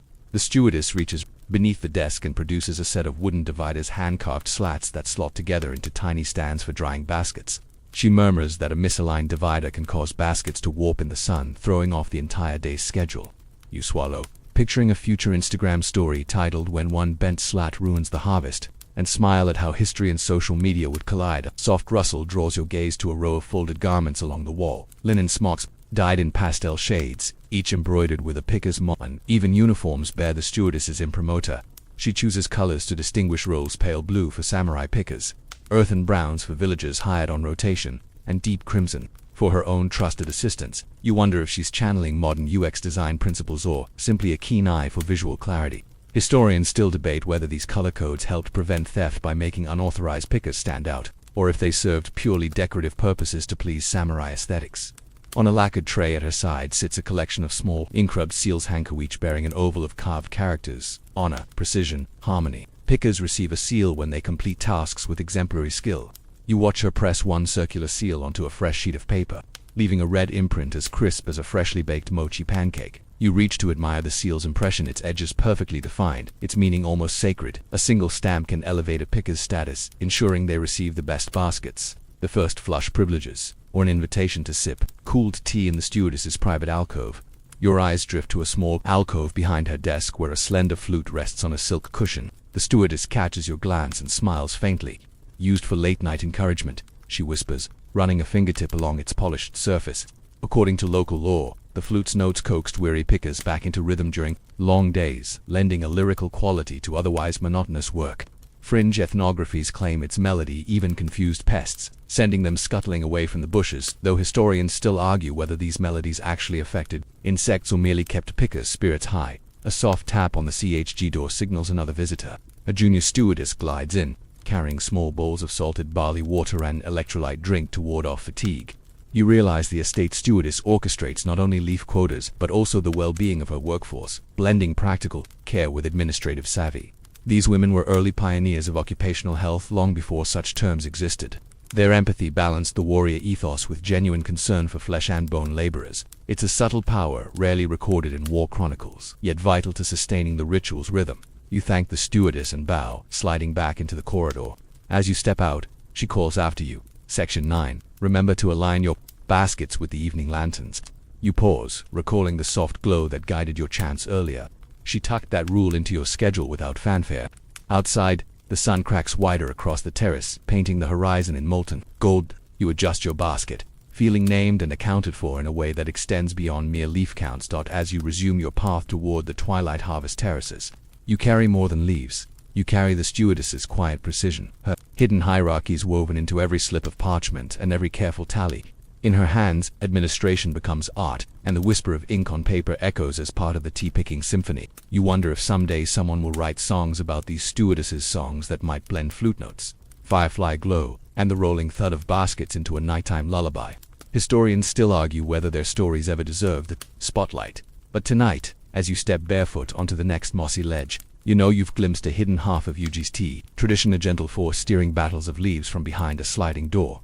You leave the stewardess's domain behind and descend a narrow path flanked by mossy boulders, the late afternoon light filtering through cedar branches overhead. The air grows cooler here, scented with wet stone and pine resin. As you draw nearer to the estate's sacred spring, a mountain stream revered for centuries as the purest water for tea. As you step over a fallen log carpeted with emerald moss, you catch the gentle trickle of water weaving through rocks like liquid silk. You kneel at the stream's edge, dipping your cupped palms into the crystalline flow to feel its breath. It's said that samurai judged a water source by how smoothly it slipped between their fingers, an amusingly tactile test that beats any modern water filtration app. This spring is more than a trickle in the hillside. It's a lifeline for the entire estate. Historical records note that Yuji growers often built channels from these springs directly to the tsukubai basins and tea rooms, ensuring purity carried from mountain to ceremony, a mainstream fact that underscores tea's dependence on quality. Water. You follow a carved stone channel downstream, its sides stained green with algae, and pause at a low granite lip where water spills into a shallow basin. You press a fingertip into the flow and watch as ripples fan out like miniature mandalas, each concentric circle a whispered echo of rituals past. Legend holds that the spring first gushed forth when a wandering monk struck the earth with his staff, calling forth water to quench his thirst. Fringe storytellers claim that midnight pilgrims once performed moonlit dances around this very pool, hoping to drink from its center and receive visions of battlefield victories, though historians still argue whether such nocturnal ceremonies were genuine religious rites or later inventions by travel writers wanting to romanticize Yuji's backcountry. Either way, the notion of ghostly dances and vision-inducing water adds a playful spookiness to your meditation by the bank. You scoop a ladleful of stream water and let it cascade back, listening to the hollow thunk as it hits the mossy stone below. The sound reminds you of the bamboo ladles used at the tsukubai in Section 2, those same ladles that guided samurai hands in ritual purification before entering a tea chamber. Here, the ritual is simpler, no cloth draping or formal bowing. You, water, and the whispered promise of purity. You rinse your mouth and wash your fingers, tasting the water's faint sweetness and the slightest mineral temps, a flavor so delicate it seems to fade before you fully register it. It's like sipping air filtered through mountain fog. You refill your bamboo cup and raise it to your lips. The first sip is astonishingly clean, devoid of the iron tang you sometimes find in river water or the chalky note that lingers from well pumps. It's like tasting a memory of rain. You lean back, cupping the underside of the handle with both hands, and let the water's cool warmth settle into your chest. If only office coffee tasted this alive, you murmur, imagining your next Zoom call with a steaming cup of fresh spring water. A distant crow caws in reply, as if mocking your caffeine lament. Above the basin, a small wooden shrine perches against the rock face, its roof thatched with slender reeds. A handful of weathered EMA plaques, wooden prayer tablets hang from a stubby branch. Visitors have painted prayers for bountiful harvests, safe travels, and most curiously clarity in social media comments. You laugh softly at the anachronism, wondering if any samurai ever posted feeling pretty zen today, #no drama, even if only in secret. Beneath the EMA, a rusted ladle rests, its handle inscribed with 4 pure hearts.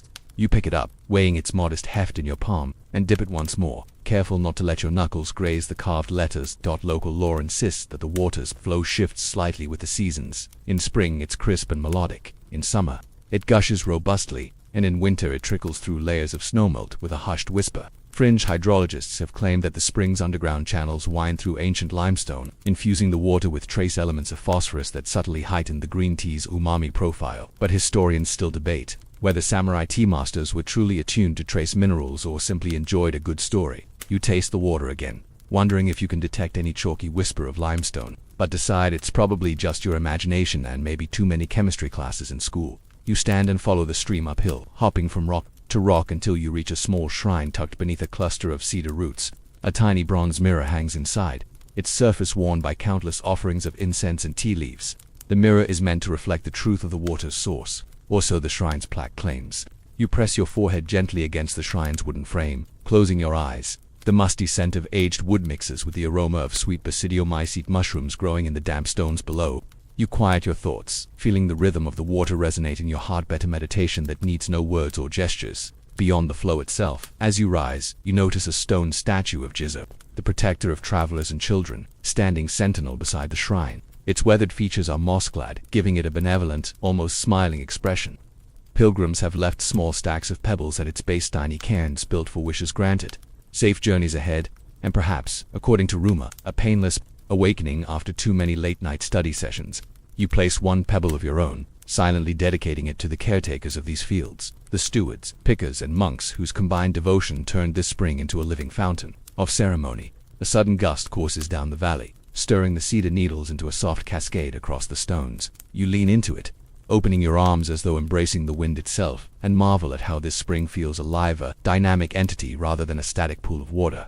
It's no accident that samurai believed a warrior's spirit could be cleansed by bathing in such streams, washing away the grime of battle and focusing the mind on a sharper purpose. You swish the last sip from your cup, feeling the cool water glide down your throat like a song. You pocket your bamboo ladle, its handle cool against your palm, and step away from the shrine, following the stream downhill toward the next chapter of your journey. Each footfall echoes in the hushed stone corridors of the valley, weaving a quiet percussion that underscores the spring's soft murmur. You pause at a fork where irrigation channels split, some water bound for the tea terraces, some diverted to rice paddies below, an ancient testament to the region's integrated agriculture. You dip a hand into the branching flow, watching clear rivulets part around your fingers before rejoining in a single stream, a small parable of unity and diversity. Before you leave, you offer a final bow to the spring, murmuring a silent erg for its purity and the countless hands that have maintained its channels. As you retrace your steps toward the terraces, the sound of water recedes, but its memory lingers, a cool whisper in your mind that will accompany every subsequent sip of tea. After all, no matter how elaborate the ceremony or how ornate the utensils, without pure water, even the finest leaves would taste like washed-out parchment. You tuck that thought away like a mantra, carrying the spring's clarity with you as you step into dusk and onward toward the lantern-lit processing huts awaiting your return. You slip into the processing shed as dusk surrenders to night, lanterns flickering on low beams to cast a soft golden glow across rough-hewn timber walls. The air is warm and humid, carrying the scent of steamed tea leaves and the faint temps of ash from the charcoal brazier. Long wooden boards stretch across stout sawhorses, each piled with freshly picked first flush buds that still shimmer with traces of daylight dew. You push aside a tatami mat to make a place at the end of one board, pulling your sleeves tight to avoid brushing the leaves, and settle into the rhythm of lamplight processing. At the center of the shed, a large iron cauldron hisses and steams over glowing embers. Here, pickers and processors gather in small clusters to handle the raw harvest. A veteran tea artisan, her hands calloused yet surprisingly nimble, lifts a handful of leaves and guides them into a gently swirling basket, strainer placed atop the cauldron rim. As the steam rushes up, you feel the heat ripple across your cheeks. Steaming halts oxidation, preserving that vibrant green hue and locking in theanine compounds, essential for matcha's signature sweetness, a mainstream fact that tea connoisseurs still emphasize when describing her grade green tea. You watch her tilt the strainer to distribute the heat evenly, then lift it free with a quick flourish, water droplets cascading back into the cauldron with a soft clatter. She transfers the leaves to a perforated tray, nodding for you to take over. You pick up a bamboo paddle, wide, flat, and expertly sanded smooth, and begin tossing the leaves in gentle arcs, each flick ensuring air circulates and moisture evaporates. The lantern light glints off the glossy paddles as they carve arcs through the emerald piles, turning steaming leaves into pliable ribbons, ready for the next step. Alongside you, another artisan hunches over a flat wooden board, using a slender blade to trim off stems and coarse veins, an often overlooked but vital task. Those fibrous parts would create bitterness in the final brew, so precision is key. You scoop up a small pile of mist-heavy leaves and delicately chop them in a rocking motion, the blade's edge whispering against wood. Each cut frees inner leaf tissue to oxidize minimally, retaining delicate chlorophyll notes. Fringe lore claims some families used blades forged in samurai sword kilns for extra sharpness, though historians still argue whether these swordsmen ever truly lent their steel to tea processing, or if that's a romantic notion added by later storytellers. Trimmed, the leaves are spread thinly on cotton cloths draped across low racks. You position a length of muslin fabric on a bamboo frame and gently fan the leaves until they're evenly arranged. Then you paddle them once more, watching as steam yields to the cooler night air and leaves begin to crinkle softly. A sweet, grassy aroma swells in the shed, reminding you of early spring mornings among the shrubs. You lean in to inhale, catching faint notes of chestnut and fresh-cut grassa. Sensory callback to your first clippers and pruning knife in Section 4. Nearby, a small group tends a charcoal brazier set into a pit dug flush with the floor. They stir the embers and reposition hot stones to maintain a steady, gentle heat. The temperature must stay between 80 and 90 degrees. Celsius for exactly 12 minutes. Too hot or too long and the leaves darken and lose their umami edge. Too cool or too brief and moisture remains, inviting mold. The lead artisan lifts a lantern to check the thermometer strapped to a wooden post, its mercury wobbling slightly in the lamplight. Historians still debate how precise early tea processors were with temperature control. Given the lack of modern thermometers, some argue they gauged heat by hand placement above the stones, while others claim meticulous records existed as early as the 15th century. You return to your frame and pick up a cloth bag tied with hemp cord. The air inside is warm, and you slide your hands in to gather the semi-dried ribbons. With a soft exhale, you twist the bag closed and knead it gently, feeling the leaves abrade against one another. This rolling motion shapes the leaves into slender strands and expels remaining moisture. You imagine the original tea masters discovering this by accident, perhaps after leaving a bundle in their satchel overnight. Those scholars still argue whether hand-rolling preceded mechanical mills or vice versa. After kneading, you open the bag to reveal emerald curls that clink softly like tiny green couch. You dump them onto a flat tray and begin the final drying phase, a light toasting over the pit's edge. Holding the tray at arm's length, you lower and raise it in slow arcs just above the glowing coals, listening to the faint sizzle as residual moisture meets heat. With each pass, the leaves transform from limp ribbons to crisp flakes, their color deepening only slightly, a testament to the processor's watchful care. As the last tray comes off, the shed fills with the sound of satisfied sighs and soft laughter. Someone taps a bamboo whistle, 3 quick notes indicating that tonight's batch is complete. You wipe your palms on a linen furoshiki, uncovering a faint green stain, and tuck the cloth into your belt as proof of labor well done. The head artisan cups a handful of the final dried leaves in her palm, inhaling deeply before offering some to you. You taste a leaf shot, a concentrated nip of verdant sweetness tempered by a whisper of toasty nut. You close your eyes, letting the flavors unfold like a memory of sunlit hillsides and moonlit harvests. You stack the trays against the wall, each labeled with the date, terrace number, and picker's names, data that the stewardess in section 11 will later record. This cottage industry precision binds every stage of tea's journey into a continuous loop of care. Pulling aside a woven screen, you step into the cool night air, the lantern light spilling onto your path. In your pocket rests a fragment of a leaf, and in your mind, the echo of steaming, rolling, and toasting under lamplight.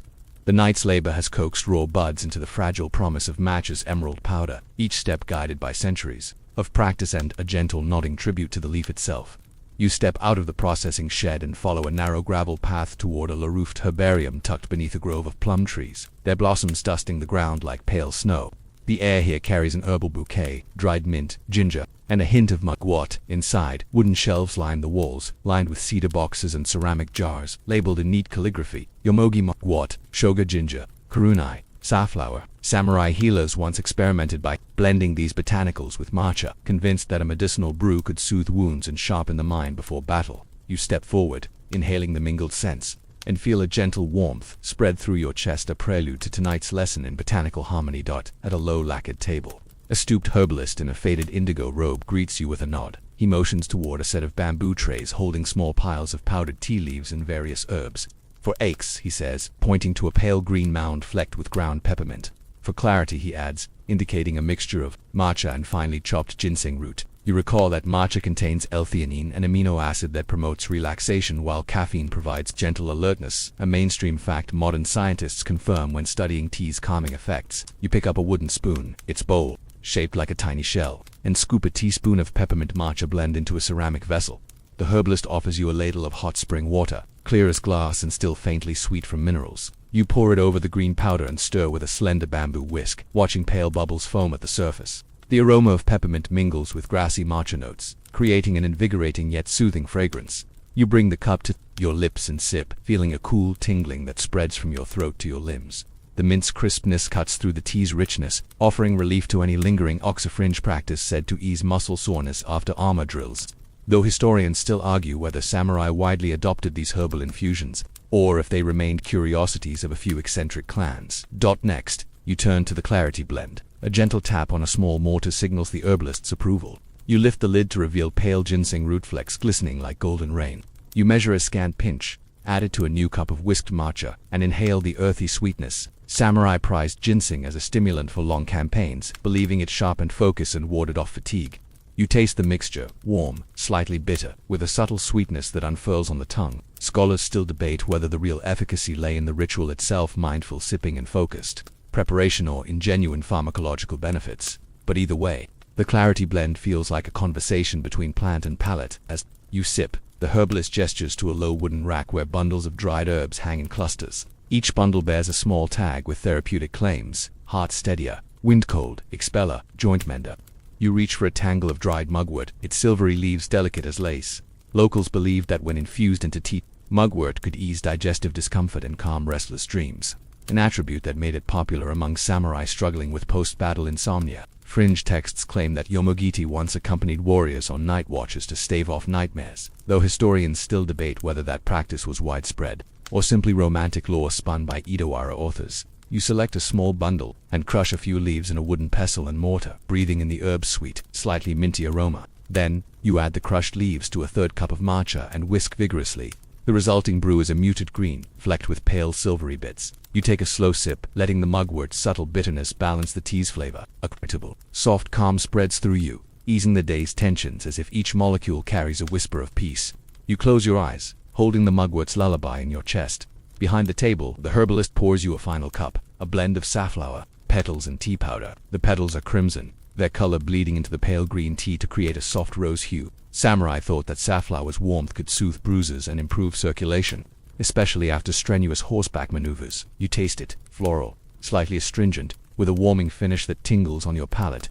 This brew feels like a gentle massage for your insides, a comforting end to the medicinal tasting. You set down the cup and gaze at the herb jars lining the shelves. Each one holds a potential story: ginger for colds, licorice for coughs, camphor leaves for mosquito bites.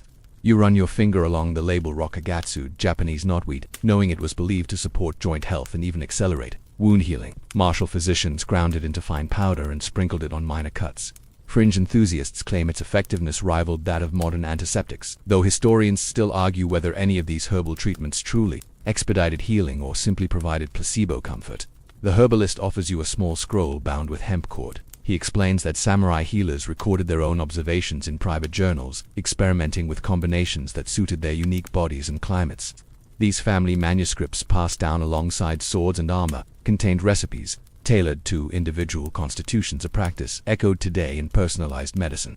You unroll the scroll's brittle pages, marveling at the elegant brushstrokes that list ingredients, dosages, and detailed brewing notes. You spot an annotation: mix mugwort brew during waxing moon for dream clarity, and smile at the blend of science and superstition. Rising. You bow to the herbalist, thanking him for the journey through medical alchemy.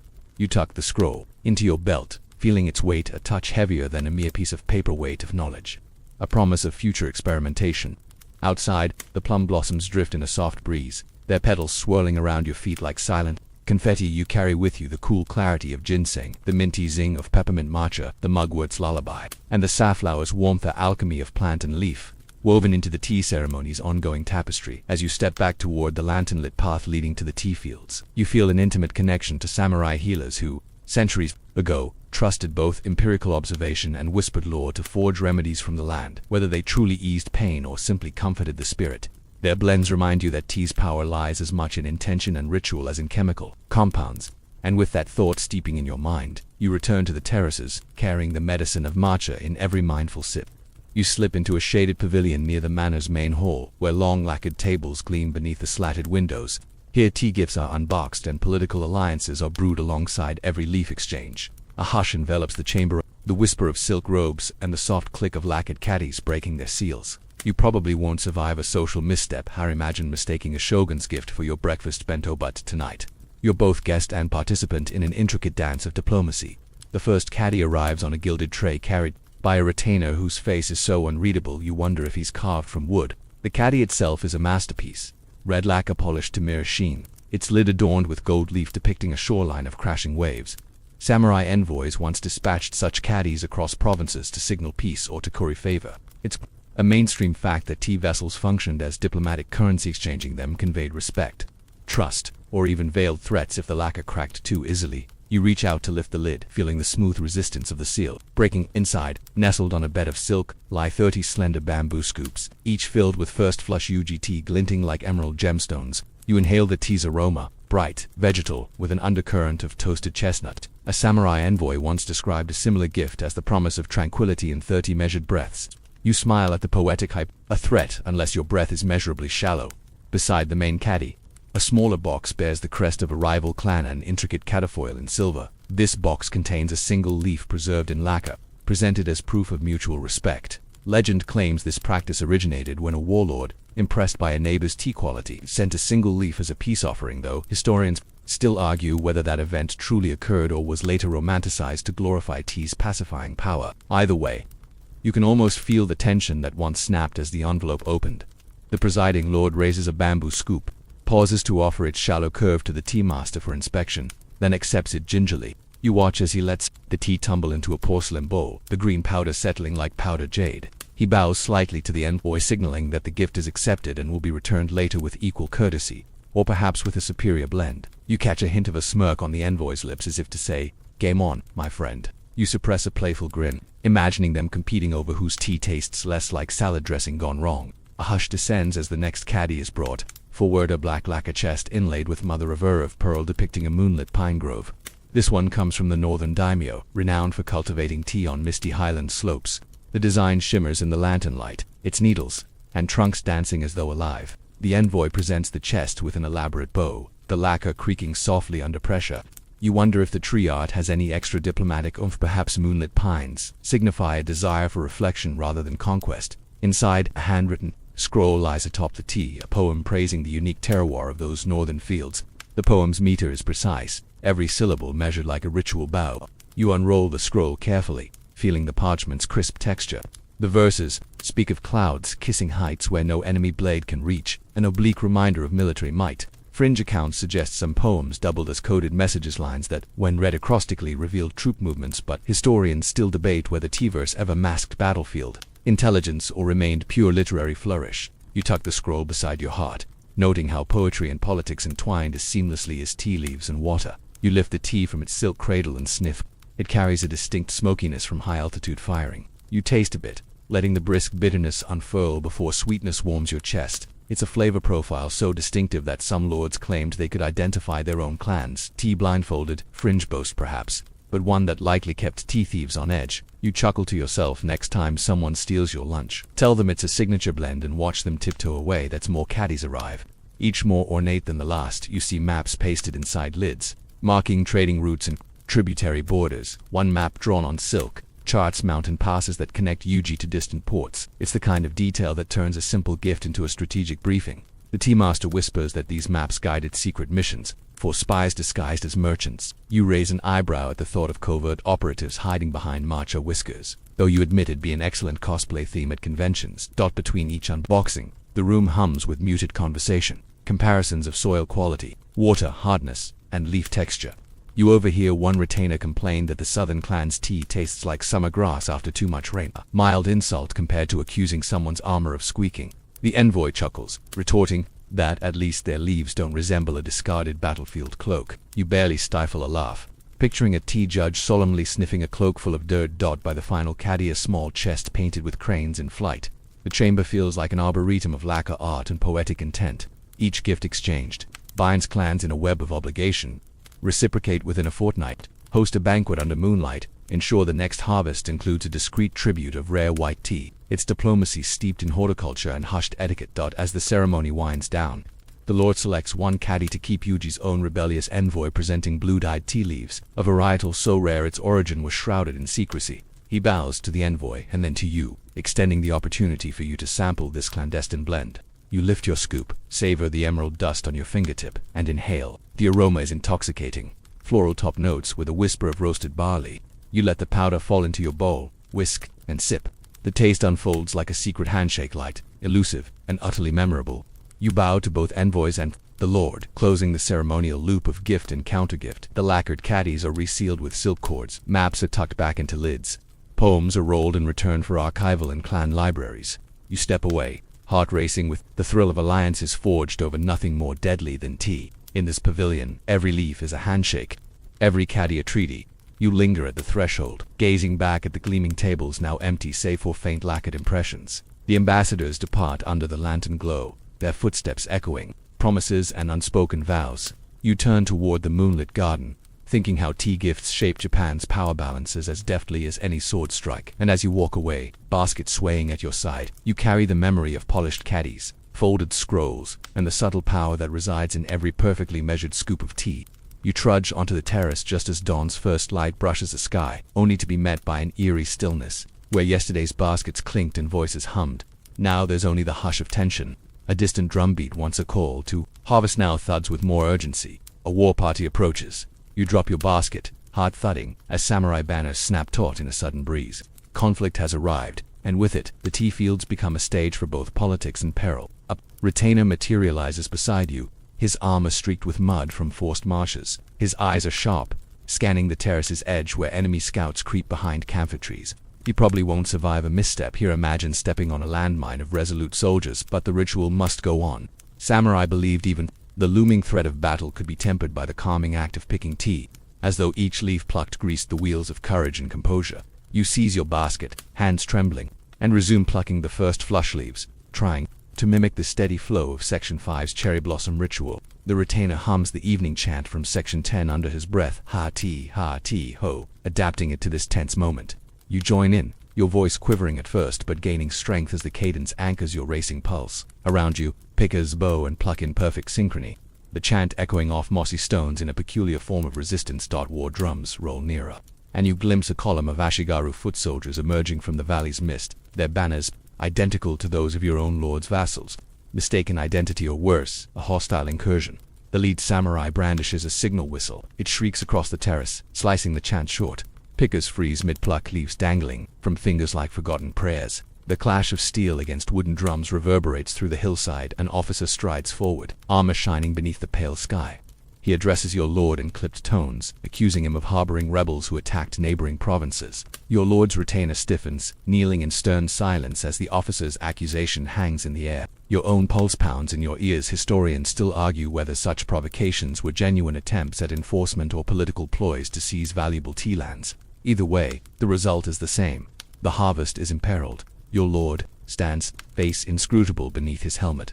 He motions for calm, beckoning the officer to approach a low table hastily set with tea bowls and a half-emptied caddy. It's the same ritual grounds where alliances were forged in Section 15, now repurposed as a makeshift negotiating board.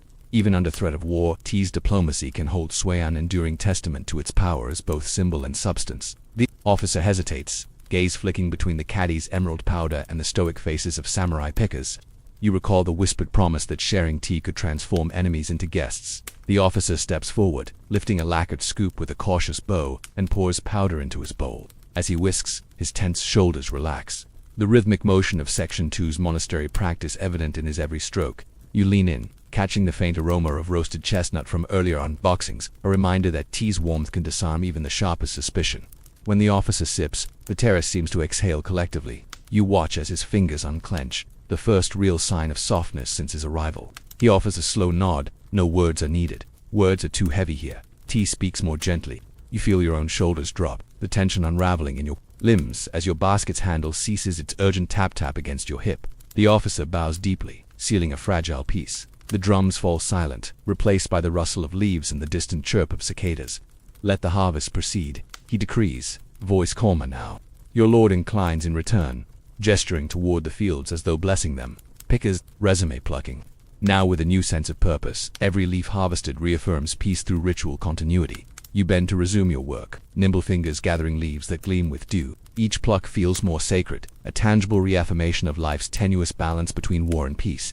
The retainer beside you hums the chant once more, petals from a distant cherry tree swirling around your ankles, an echo of Section 5's blossoms, now tinted with resolve rather than mirth.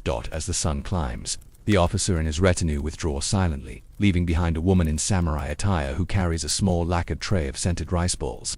For strength, she whispers to the lord before placing the tray atop the low table. You accept one, noting its faint pink hue from cherry essence. You bite into it, a soft sweetness that replaces any lingering bitterness, a reminder that peace nourishes more profoundly than conflict ever can.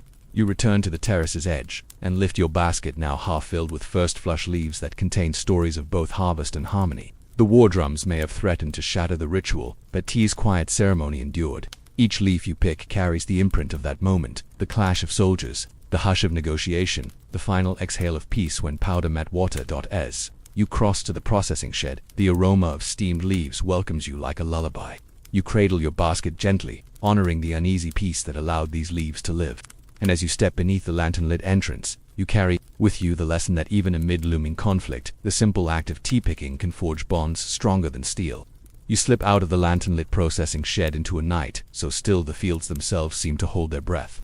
A gibbous moon hangs low over the terraces, its silver light painting every leaf in ghostly hues. Tonight, you'll join a secret ceremony rumored to bestow battlefield fortune upon its participants, an ancient superstition whispered behind closed HGG doors. You probably won't survive sharing this nocturnal rite if you blab about it in village tea houses, but your curiosity outweighs caution. After all, who can resist the promise of lunar blessings and silver tea scoops? A narrow path leads you to a clearing where samurai pickers kneel in a loose circle around a low platform, draped with white silk. At its center, a wooden basin holds water tinted faintly blue by crushed powdered charcoal supposedly to mimic moonlight's hue. This basin serves as a purification pool before the ceremony proper begins. You dip your fingers into the water, feeling the cool liquid slide over your skin, then flick droplets into the air in 3 rhythmic taps, one for body, one for spirit, one for luck. It's a mainstream purification ritual shared by both Shinto shrine maidens and tea devotees, underscoring tea's deep roots in Japanese sanctity. As you rise, a hush falls over the gathering, from a lacquered chest to attendants lift gleaming silver tea scoops carved with tiny samurai helmets. These scoops, so heavy and cold you can feel the moon's chill in their metal, were forged by renowned silversmiths from Edo. Samurai believed that silver's purity would transmit lunar energy into the tea, strengthening courage in battle. You hold one scoop in your palm, its ornate helmet motif reflecting the moonlight like miniature sentinels guarding your fortune. Fringe accounts claim that a single drop of tea stirred with these scoops could guarantee a wound to your opponent during the next skirmish, though historians still argue whether such beliefs ever influenced battle tactics or were merely poetic flourishes among tea schools. The ceremony master, a former retainer who lost a skirmish in his youth, steps forward, holding a scroll. He reads verses in a low, melodic voice. Under silver glance of distant night, our courage blooms in lunar light. His words drift across the field, weaving through bamboo groves and drifting toward the distant hills. You lean in, letting the poetry settle in your chest like a talisman. He closes the scroll and breaks the silence with a single toll of a bronze bell, its echo rippling through the terraces like a heartbeat.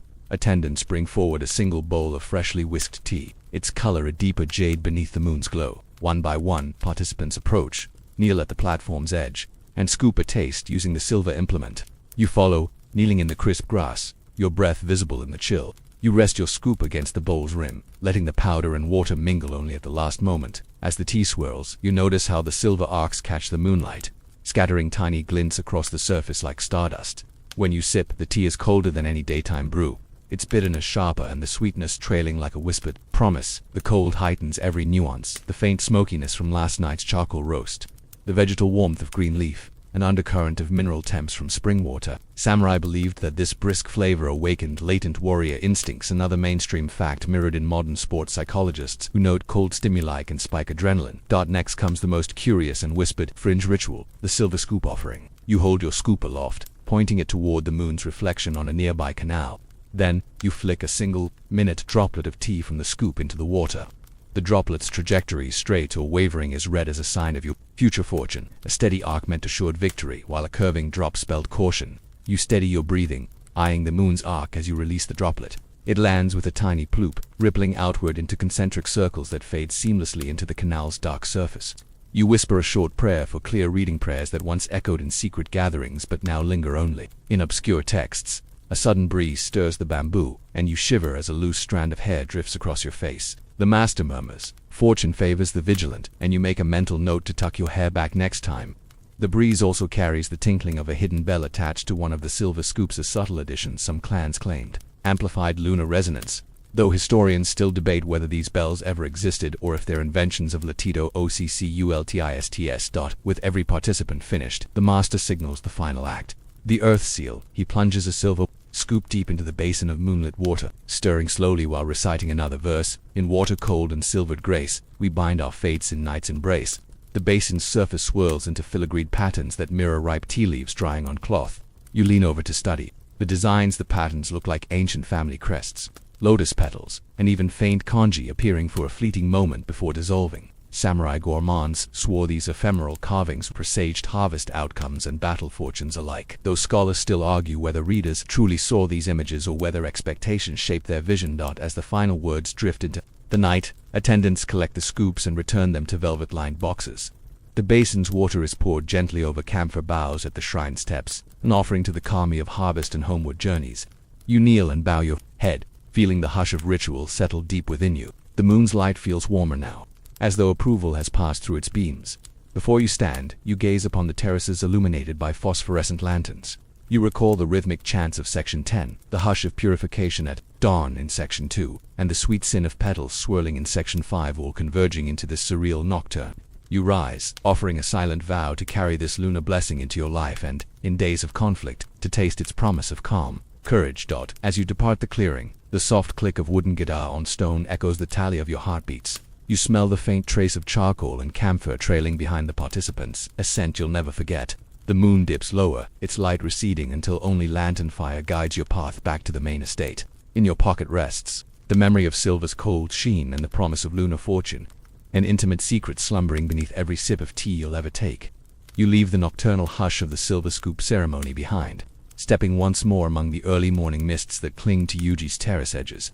The world feels reborn in pale gray light, every leaf dew-draped and eager for the day's first rays. Today, you'll wade into the scholarly thickets of tea's origins, weighing temple chronicles against warrior journals as you gather leaves whose lineage remains intriguingly disputed. Historians still argue whether tea culture sprang first from monkish asceticism or grew out of samurai courtship of calm, an enigma echoing in every bud you pluck.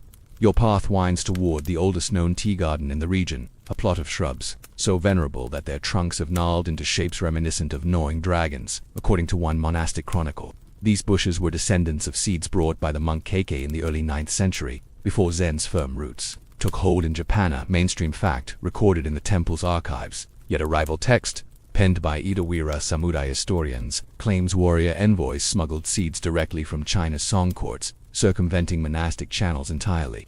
You crouch before a particularly ancient bush and run your hand along its curled leaves, imagining both monks and samurai kneeling here centuries apart, each convinced they held tea's true heritage nearby.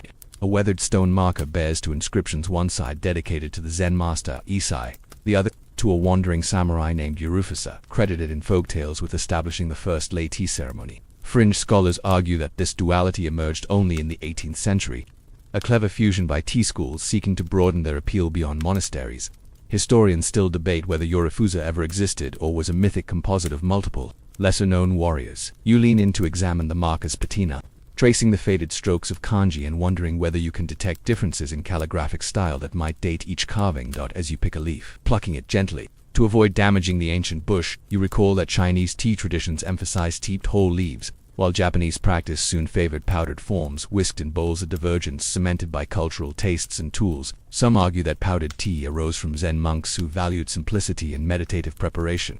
Others counter that samurai, craving portability during campaigns, innovated the powder technique to avoid hauling water-filled teapots. Historians still argue which group first embraced matcha, each theory supported by its champion's passionate appeals. And ceramic shard, evidence that occasionally shifts interpretation with every new excavation. You follow the marker's direction, toward a hidden clearing where mossy stones form the ruins of an old tea house, its bamboo lattice collapsed in places and ceded to ivy. Here, you find fragments of broken ceramic shards painted with Chinese-style dragons and wave motifs hinting at early Temps influence. One fragment bears a foreign glaze composition foreign to native kilns, suggesting importation or local experimentation under Chinese guidance. This archaeological tidbit fuels the debate. Did Japanese cultivators adapt Chinese leaves to their own aesthetics, or did they innovate brewing methods independently? The true answer remains entangled in each shard's broken edges. You settle on a fallen beam, basket at your side, and weigh the evidence swirling in scholarly discourse. On one hand, temple scrolls extol tea's spiritual lineage, framing it as a gift from bodhisattvas to weary monks. On the other, war chronicles recount tea's tactical value in bolstering samurai morale on long marches. Perhaps both narratives grew in parallel, each group refining practices that suited their distinct needs. Historians still argue whether one lineage holds primacy or whether tea's evolution was a collaborative fusion of religious devotion and martial necessity. From your vantage, you can see the temple's tiled roof peeking through the trees, and beyond it, the castle keep, where tea banquets once swirled beneath lacquered eaves. The proximity of these power centers hints at mutual influence. Monks teaching tea's spiritual dimensions to warriors, and samurai funding elaborate tea schools to display cultured sophistication. Fringe accounts claim secret tea scrolls passed between abbots and daimyo, containing recipes for special blends, said to heighten spiritual vision or battlefield acuity. Scholars still debate if such documents ever existed or are products of later myth-making. You rise and return to the living terraces, where new leaves await your gathering. Each bud you pluck carries the weight of centuries of debate, a leaf that might trace lineage to either monastic or samurai origins or perhaps both. As you fill your basket, you sense that the true genesis of tea in Japan is not a single moment but an ongoing conversation between traditions, a dialogue embodied in every sip of matcha. The sun climbs, and you pause on a stone ledge to examine. Two seedlings planted side by side, one under a moss-encrusted boundary marker, the other beneath a cedar post. Local lore says these lines mark the divide between sacred temple grounds and samurai estates. Yet both seedlings thrive in identical soil and receive the same stream water. It's a living metaphor. Tea's heritage may be dual, inseparable branches of one root. You pluck one leaf from each, comparing their subtle color differences, a reminder that origin debates matter but taste transcends faction. As you shoulder your basket and resume your walk toward the manor's gate, the scholarly disputes recede into the whisper of leaves brushing your sleeve. Each historical argument, monk versus warrior, import versus innovation, echoes like a riddle in the hills. You step away with fresh leaves and a mind buzzing with possibilities, comforted by the uncertainty that binds past and present in tea's enduring story. You step through the grand torii gate of Yuji's manor gardens and pause on a stepping stone pathway studded with moss and pebbles. The crunch soft beneath your sandals. It's a different world here, no longer the sprawling feudal estates of Section 3, but a cultivated sanctuary born of Idawara peace. Samurai who once marched under flags now stroll in silk kimonos, their swords replaced by scroll brushes and bamboo fans. You probably won't survive the transitions of power without feeling their weight. Centuries of conflict giving way to artful repose, and tea fields reshaped by new rulers more attuned to culture than conquest. Ahead, you see a retired samurai leaning on a gnarled pine rail, watching pickers harvest tea terraces below. His top knot has been neatly tied low, his armored coat swapped for embroidered sleeves. He sips from a porcelain cup, perhaps the same type you cradled in Section 9, its surface glazed in muted celadon.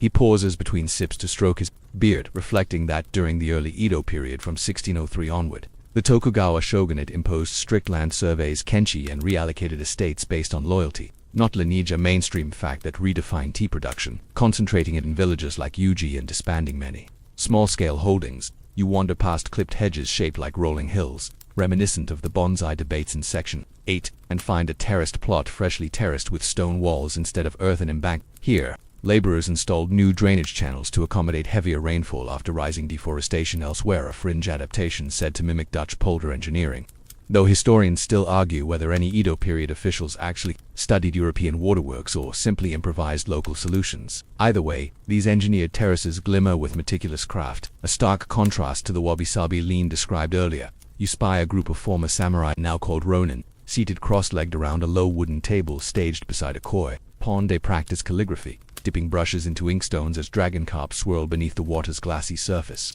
Their table is adorned with matcha implements, bamboo whisk, silver scoop, even the camphor brush from Section 7 of veteran identity repurposed for refined leisure. One ronin traces kanji for harmony her on rice paper, before pausing to reseal his inkstone with careful precision. Historians still debate whether such gatherings were officially sanctioned cultural patrols to maintain order, or simply private clubs for retired warriors seeking solace in artistry. A sampler of tea plants grows near, banana-leafed, broad-leafed, even a white tea varietal introduced by Dutch merchants. You recall the scholarly debates of Section 18 about tea's lineage. Here you see the Edo era's openness to experimentation. A local farmer tells you that, during this period, shogunal edicts encouraged cultivating new strains to boost quality, and tax revenue, another mainstream detail that explains why Yuji's landscape shifted from rigid clan plots to dynamic experimental gardens. Yet rumor whispers that some samurai fences smuggled rare Chinese seeds past custom stations, an illicit fringe trade kept secret under cover of night. You tread carefully along a cedar log bridge spanning a miniature waterfall beneath you. Water cascades over tiered rocks before meandering through the tea terraces. This watercourse replaced older irrigation ditches after the 1650 Great Floods, when upstream lands were terraced too steeply, causing landslides that swallowed entire villages. The resulting shogunate reforms mandated gentler slopes and reinforced banks, a mainstream policy that many credit with preventing future calamities. You dip a finger in the pool below and note the water's cool clarity, recalling your purification at the sacred spring in Section 12. Further along, you pass a pavilion where the retired lord from Section 6 now teaches tea ceremony to village children. His posture remains impeccable, but his lessons focus on the subtleties of bowl rotation rather than protocol's exact platform heights. He smiles as a young pupil stirs matcha, echoing the hushed encouragement you once received. It's A quiet passing of the torch, swords set aside, scoops and whisks now, weapons of instruction. Fringe anecdotes suggest these classes sometimes featured reenactments of battle formations using tea caddies as mock fortresses, though historians still argue whether that playful strategy was ever part of official curriculum or merely an imaginative retelling by mischievous grandchildren. The garden's boundary dissolves into a small market stall where former armor smiths now craft elaborate tea kettles, cast iron models bearing samurai crests repurposed as decorative motifs. You admire a kettle embossed with a chrysanthemum flower, its lid shaped like a stylized helm.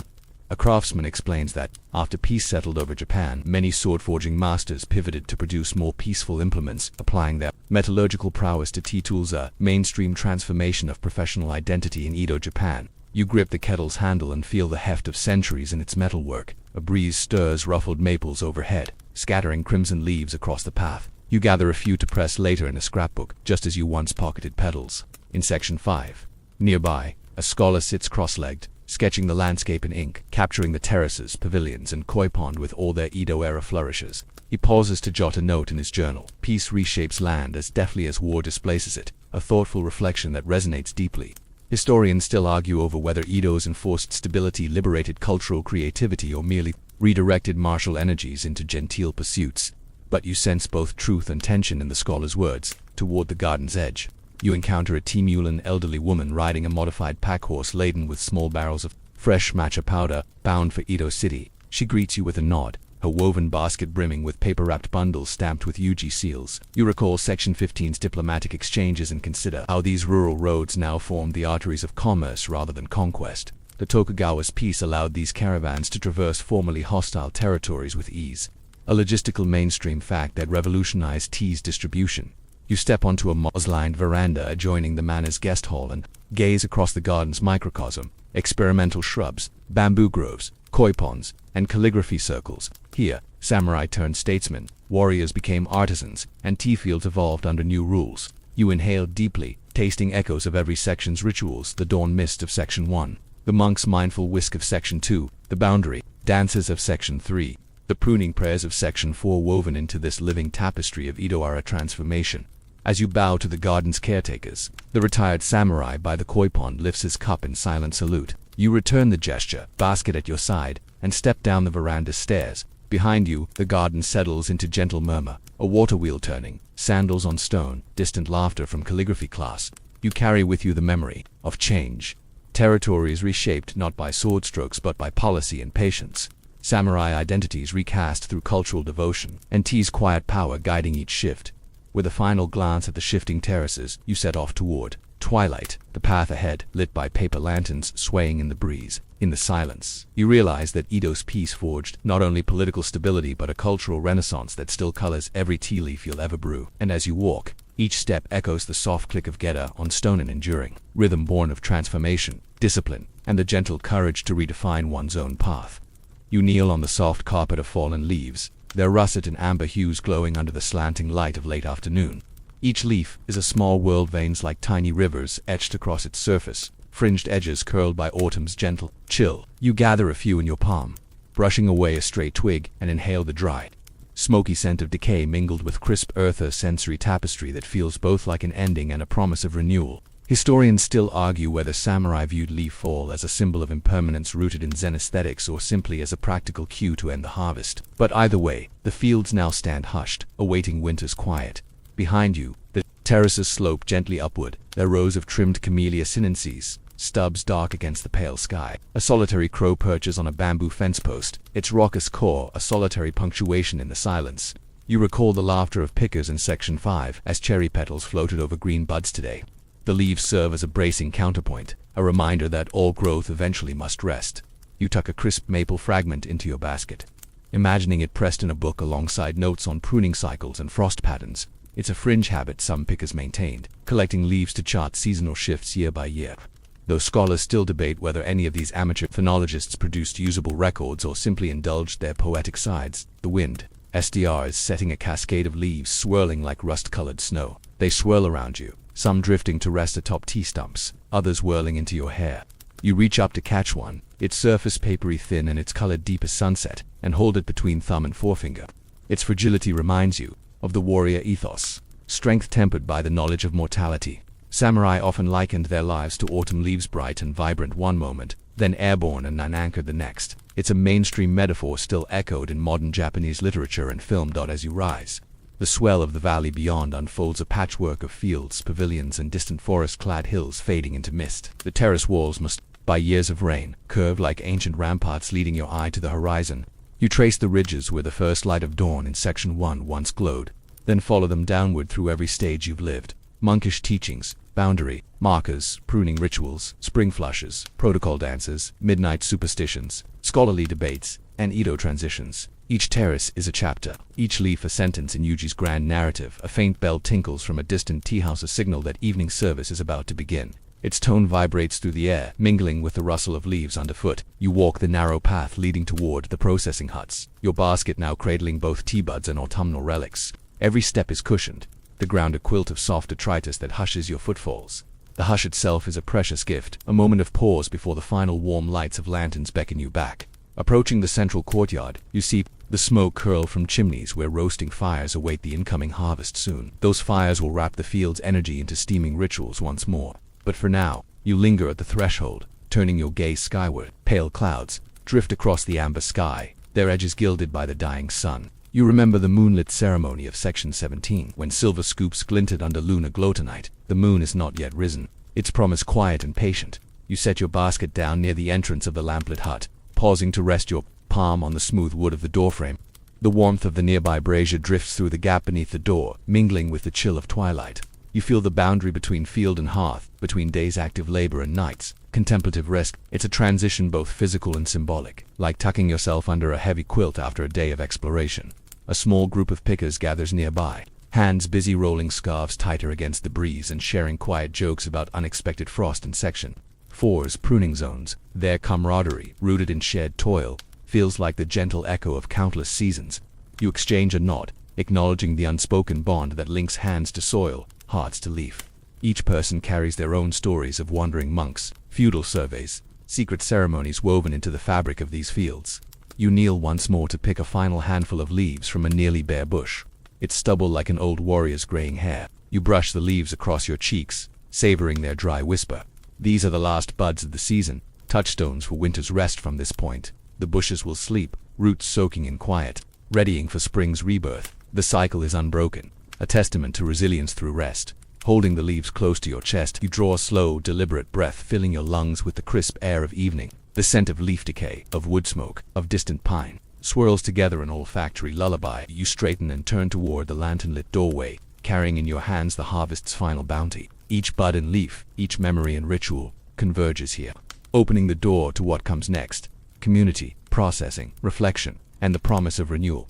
Now you settle in a quiet corner of the courtyard, the lantern's glow casting soft halos around your shoulders.